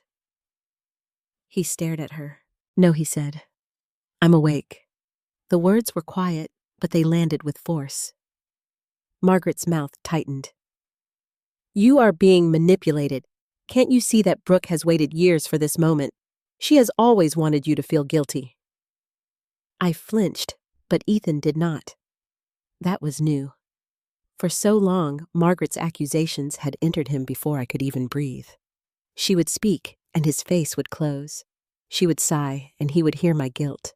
She would suggest, and he would believe. This time, her words struck something in him and fell. "Don't," he said. Margaret blinked. "Don't what?" "Don't use her pain as proof against her anymore." A murmur moved through the room, softer than before. Not gossip now, recognition. Margaret looked around, perhaps expecting someone to step in to rescue her from the scene she had spent years arranging for someone else. But the guests only watched. Some looked ashamed, some angry, some stunned. No one moved toward her, not one. She turned back to Ethan. "I loved you like my own son." His face twisted. "You made me believe my own mother betrayed me. I told you what I believed was true." "No." His voice rose, then cracking through the hall. "You told me what served you. Margaret's eyes flashed. After all I did for you. What did you do? Ethan asked. Buy me things with money that should have helped my mother keep our life together. Take me to dinners while she worked nights. Sit beside me at graduations while she stood in the back holding grocery store roses. The words hit me one by one. I had never told him about the roses hurting. I had never told him how long I stood there. I had never told him how heavy that bouquet felt after Margaret reached him first. But guilt remembers what love tried to hide. Ethan stepped closer to Margaret, not threatening, but no longer submissive to her presence. You didn't just take money, he said. You took years. You took memories I should have had with my mother. You took the way I looked at her. You made me proud of being cruel to the woman who raised me. Margaret's face hardened. I gave you opportunities. You gave me resentment. I gave you polish. You taught me shame. I protected your father's name. Ethan's voice broke. You used my father's name to poison me against my mother. Silence crashed down after that. Margaret looked toward Robert, then Claire, then me. Her eyes were sharp with hatred now. The mask had fully slipped. This is what you wanted, Brooke, she said. To turn him against the only person who helped him become anything. I opened my mouth, but Ethan answered first. She doesn't have to defend herself to you anymore. Margaret laughed bitterly. Listen to yourself. One dramatic letter, a few old papers, and suddenly she is a saint. No, Ethan said. She is my mother. The words filled the room. My mother. This time not as accusation, as truth. Margaret seemed to understand then that the place she had held was gone. Not weakened. Gone.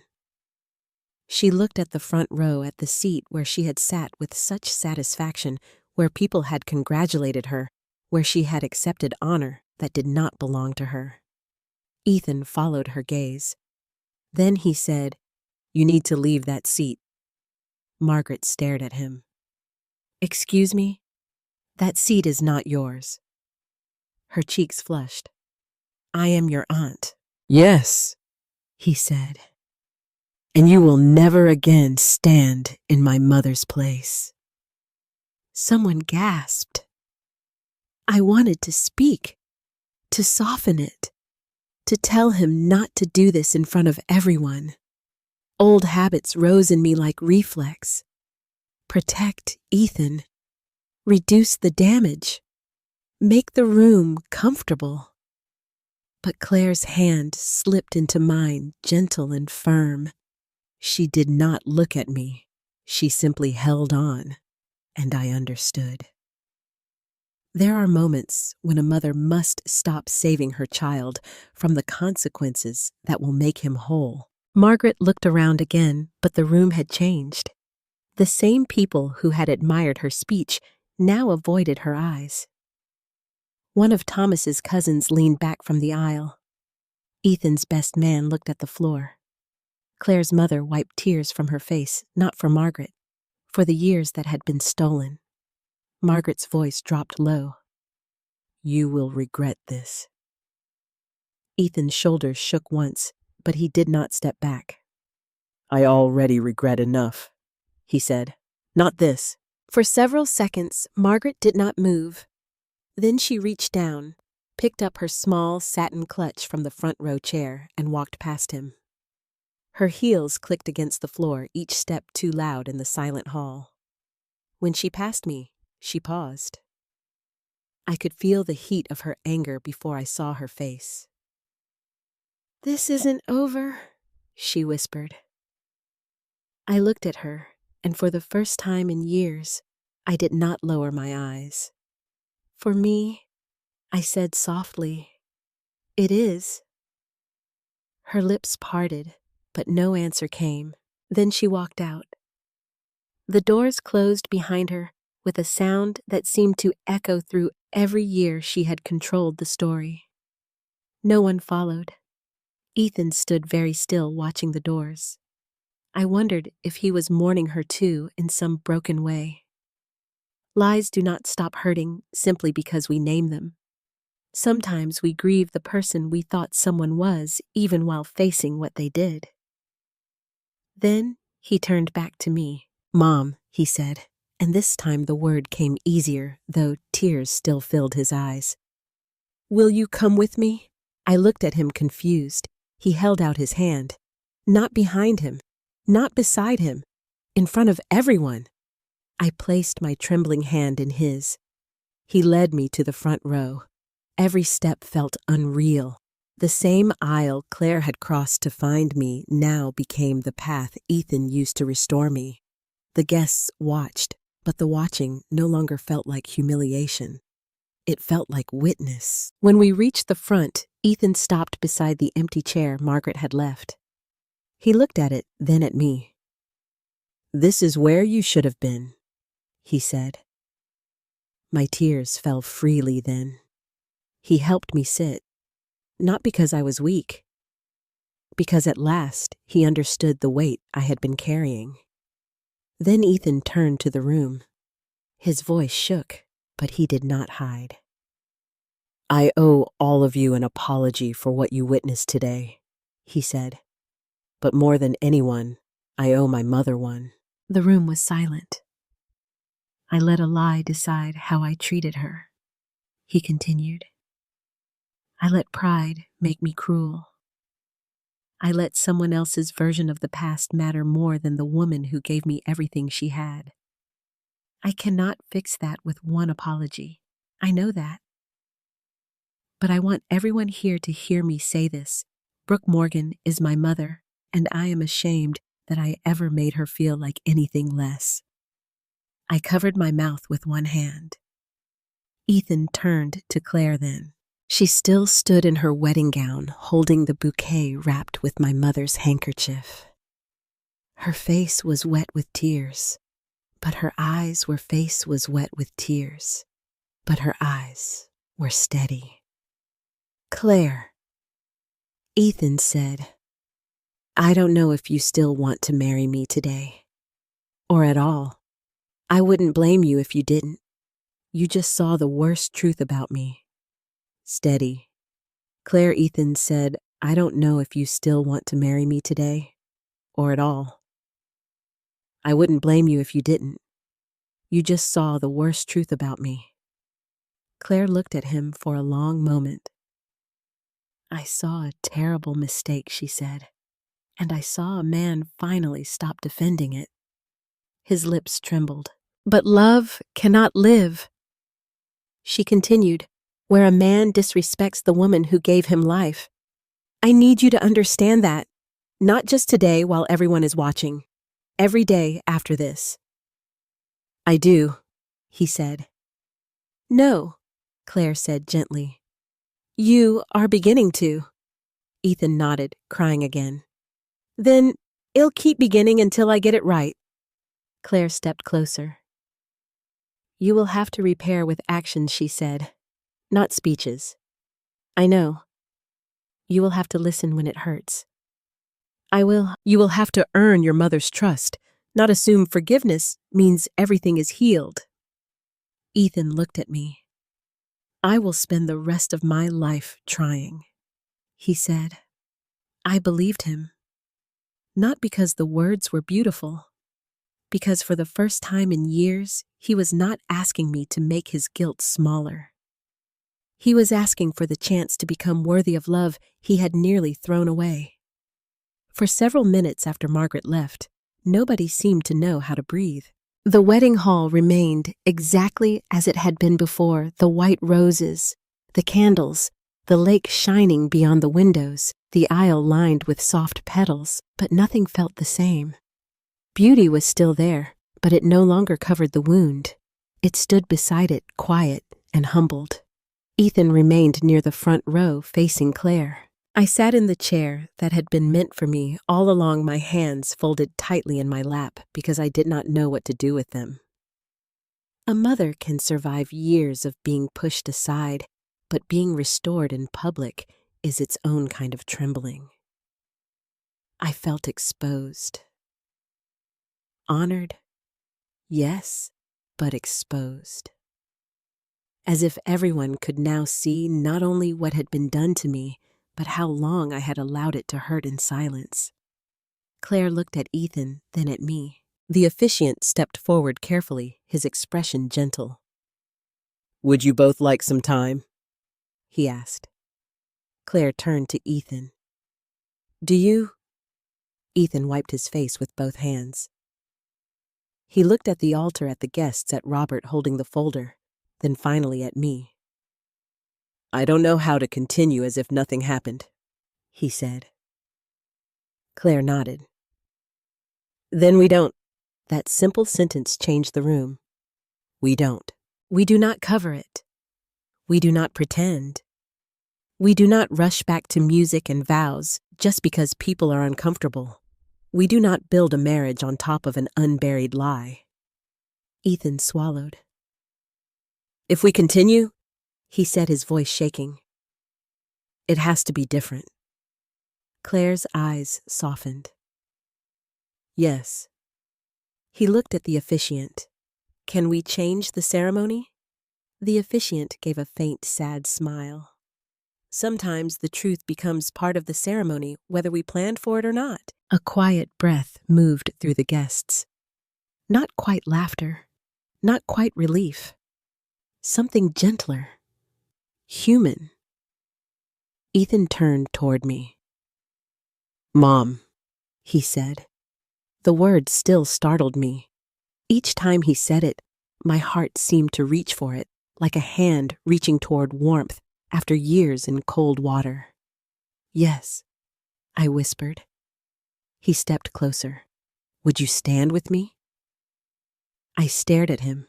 "What?" His eyes filled again. "Before I make vows to Claire, I need to stand beside the first person who ever taught me what love was supposed to look like, even if I forgot, even if I failed you." My throat closed. 100 answers rose inside me. I wanted to say no because I did not want to take anything more from Claire's day. I wanted to say yes because every broken part of me had waited years for my son to claim me without shame. I wanted to protect him, protect her, protect the room, protect the moment from becoming too heavy to carry. Claire came to my side and touched my shoulder. "I want you there too," she said. So I stood. Ethan offered his arm. This time, when I placed my hand on him, he did not stiffen. He covered my hand with his, pressing it gently against his sleeve, and together we walked the few steps to the altar. They were only a few steps, but for me, they crossed years.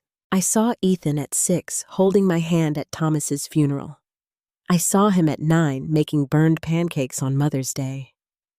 I saw him at 14 beginning to look at me with questions someone else had planted. I saw him at 22 saying Brooke, as if motherhood were a title he could revoke. I saw him the night before, telling me not to make his wedding about myself. And then I saw him now.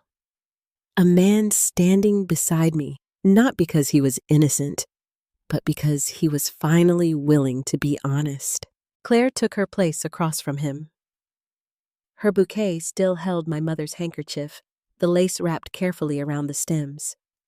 The sight of it undid me again. That little piece of cloth had carried 3 women through 3 different kinds of vows, my mother's, mine, and now Claire's. It had survived drawers, years, silence, poverty, and shame.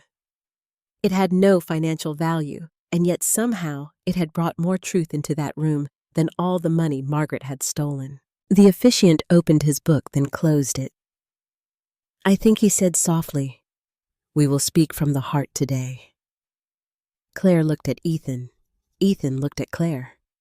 And then the vows began. Claire went first. Her voice trembled, but it did not break. "Ethan," she said, "I came here today ready to marry the man I love. But love is not only romance.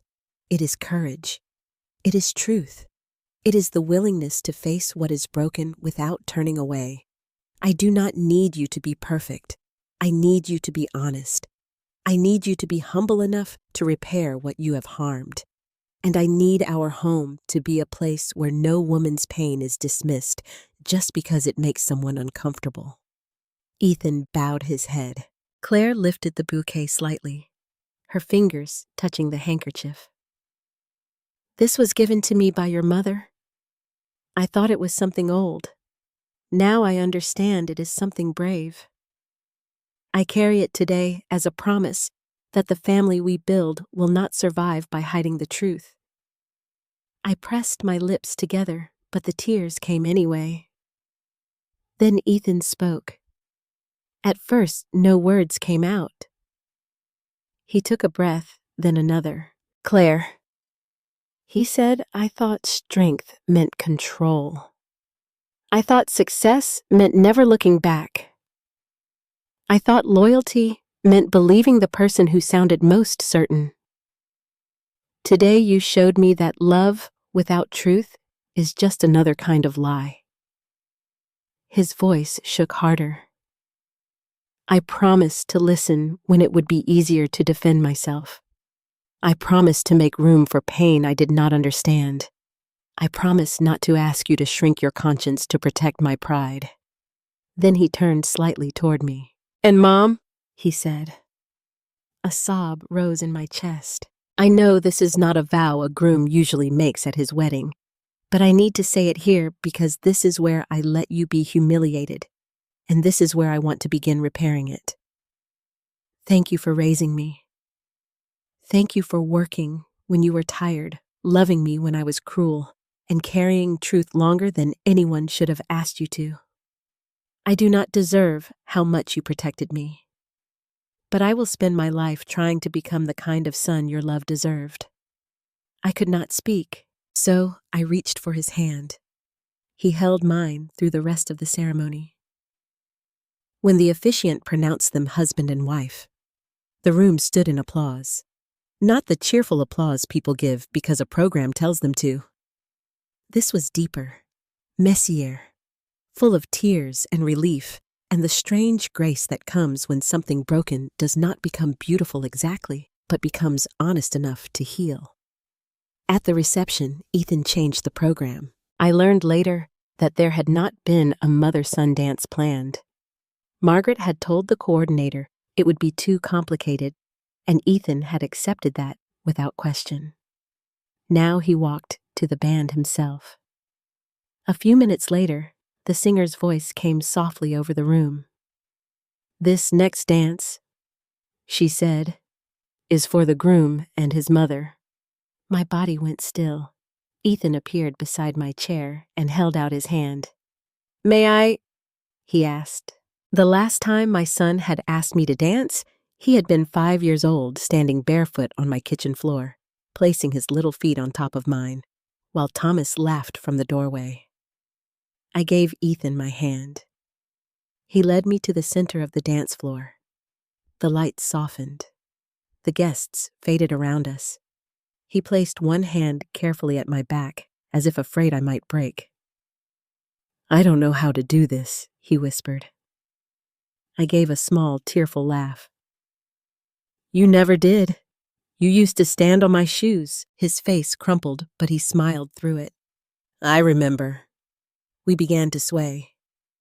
Not perfectly, not smoothly, but together. Halfway through the song, Ethan leaned close and whispered, "Mom." Only that. One word. But this time, it did not feel like a return to the past. It felt like a door opening to whatever time we had left. Later that evening, after dinner, Claire came to me with a small, wrapped box. Inside was a simple frame. Behind the glass was my lace handkerchief carefully arranged so the initials showed. BM. Beneath it, in delicate script, were the words, "The first woman who taught him love." I held it against my heart, and for the first time that day, I cried without shame. People like to believe that one emotional moment can repair everything. It cannot. My son called me Mom at his wedding. He held my hand in front of everyone. He danced with me beneath soft lights while guests wiped their eyes and Claire watched us with a smile full of tears. Those moments were real. They mattered. I still carry them in my heart like folded letters. But healing did not happen in the applause. Healing came later in quieter places where no one was watching. It came the following Monday when Ethan called me at 7 in the evening. For years, his calls had arrived rarely briefly, and usually because a holiday required them. That Monday, when my phone rang and I saw his name on the screen, I stood in my kitchen staring at it until the third ring. Part of me was afraid to answer. Not because I did not love him, because hope after it has been broken many times learns to limp. "Hello," I said. There was a pause. Then Ethan's voice softer than I remembered. "Hi, Mom." I closed my eyes. "Hi, sweetheart." He did not rush. He did not say he only had a minute. He did not fill the silence with excuses. He asked me what I had eaten for dinner. He asked whether the porch light still flickered. He asked if my knee had been bothering me after all the walking at the wedding. Small questions, ordinary questions. But ordinary kindness can feel miraculous when you have lived too long without it. The next Sunday, he drove from Chicago to Ohio. I told him he did not need to. I said the drive was too long, that he was busy, that newlyweds should be resting after their honeymoon weekend. He listened to all of that, then said, "I'm coming anyway." He arrived with Claire and 2 paper bags of groceries. Not fancy things. Chicken, vegetables, bread, coffee, a little apple pie from a bakery, because he said mine had always been better, but he was working up to that level. I laughed. It startled both of us. We stood in my kitchen, the same kitchen where so much had been lost, and for a moment I saw the little boy who once took apart the toaster to find where the heat lived. He looked at the old table, the faded curtains, the loose cabinet handle, and this time there was no judgment in his eyes, only sorrow. I didn't see it before he said, "What? How much you held together?" I wiped the counter, though it was already clean. I did what mothers do. "No," he said. "You did more than that, and I made it lonely." I wanted to tell him not to think that way. The words rose automatically. Mothers are trained by love to soften the child's pain, even when the pain is deserved. But I remembered Claire's warning actions, not speeches. Trust earned, not assumed. So I said, "Yes, you did." Ethan nodded. He did not defend himself. He did not collapse so I would have to comfort him. He simply took the truth and let it stand. That was when I began to believe he might truly change. In the weeks that followed, he called every Monday. At first, the conversations were careful. He asked about my appointments, the weather, the house. I asked about his work, about Claire's classroom, about married life. Sometimes we spoke for 20 minutes, sometimes an hour. Once we sat in silence for nearly a minute, and instead of rushing away, he stayed.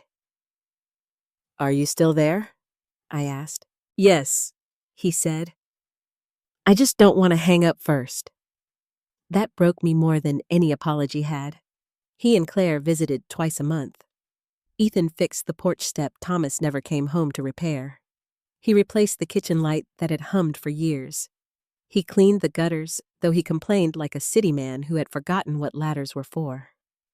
He took me to a doctor's appointment and sat in the waiting room with my purse on his lap, looking awkward and determined. Claire became the bridge between us, but not in the way people sometimes use daughters-in-law as messengers. She did not carry our words because Ethan was too cowardly to say them. She simply made room for tenderness. She asked me for recipes. She invited me into their home. She sent pictures from her classroom of paper snowflakes and crooked thank you cards from children who loved her. Once she called me just to ask how to get cinnamon out of a tablecloth. I'm officially part of the family now, she said, because I've stained something important. I laughed until my eyes filled. As for Margaret, I heard things. People stopped inviting her so freely. Some relatives asked questions they should have asked years earlier. A few apologized to me, though most did it awkwardly in grocery store aisles or short notes with phrases like, "We didn't know," and "We should have reached out." I accepted what I could. I did not chase what I was never given. Margaret never apologized. At first, I thought I needed her apology to feel free. I didn't. Freedom came when I stopped waiting for a person who had harmed me to admit she had harmed me. It came when I realized her suffering was not necessary for my peace. I did not need to spend my last good years measuring whether justice had hurt her enough. I had already lost too much time to her shadow. So I let the truth stand, and I stepped out of its shadow. Thanksgiving came 5 months after the wedding. Ethan and Claire hosted it in their Chicago home, a warm brick townhouse with candles in the windows and the smell of roasted turkey filling every room. I arrived carrying sweet potato casserole in the same old glass dish I had used since Ethan was small. When I stepped inside, Ethan took the dish from me and kissed my cheek. "Careful," I said. "That dish is older than you." He smiled. "Then it gets a seat too." For the first time in years, the house felt easy. Not perfect. Perfect is too much to ask from people who have been broken. But easy enough to breathe. Claire's parents were there. A few friends. Some cousins who had chosen truth over comfort. No one mentioned Margaret. Before dinner, Claire asked everyone to find their seats. I walked into the dining room and stopped. At the head of the table was a small cream place card written in Claire's careful handwriting. Mom Morgan, not Brooke. Not guest. Mom Morgan. My vision blurred. Ethan came up beside me and pulled out the chair. "This is where you should have been all along," he said. I looked at my son then, not the little boy he had been, not the cruel stranger he had become under someone else's lies, not even the groom who cried at my feet. I looked at the man trying every day to repair what could not be undone, and I sat down. Around that table there was laughter. There were stories. Ethan asked me to tell Claire's parents about the toaster. I told it with more drama than necessary, and for once Ethan did not look embarrassed. He laughed with everyone else, his eyes shining. Later after dessert, he carried coffee to the porch where I had stepped out for air. "Are you okay?" he asked. I looked through the window at the table at Claire gathering plates at Robert, telling a story with his hands at my place card still standing proudly near my empty chair. "I think I am," I said. Ethan stood beside me quiet. After a while he said, "I wish I could go back." I touched his arm. "So do I." He swallowed. "But we can't live there," I said.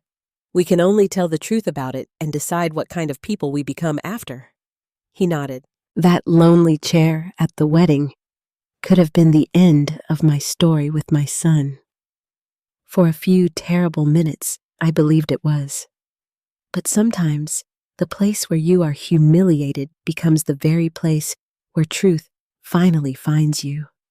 Sometimes the seat meant to erase you becomes the seat everyone remembers. And sometimes, after years of being called by your name like a stranger, you hear one word again, Mom.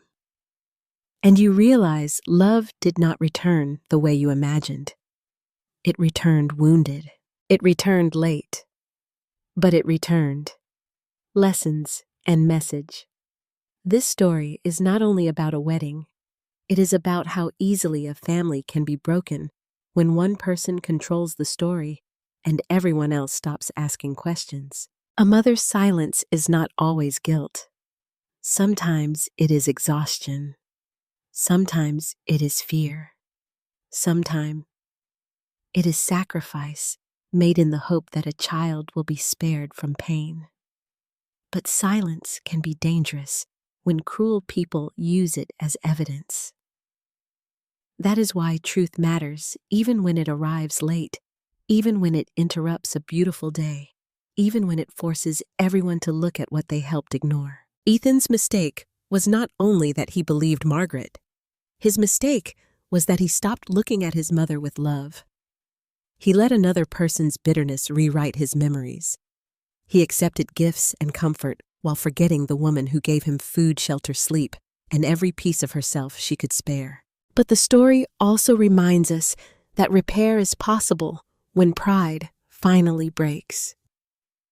An apology is only the beginning.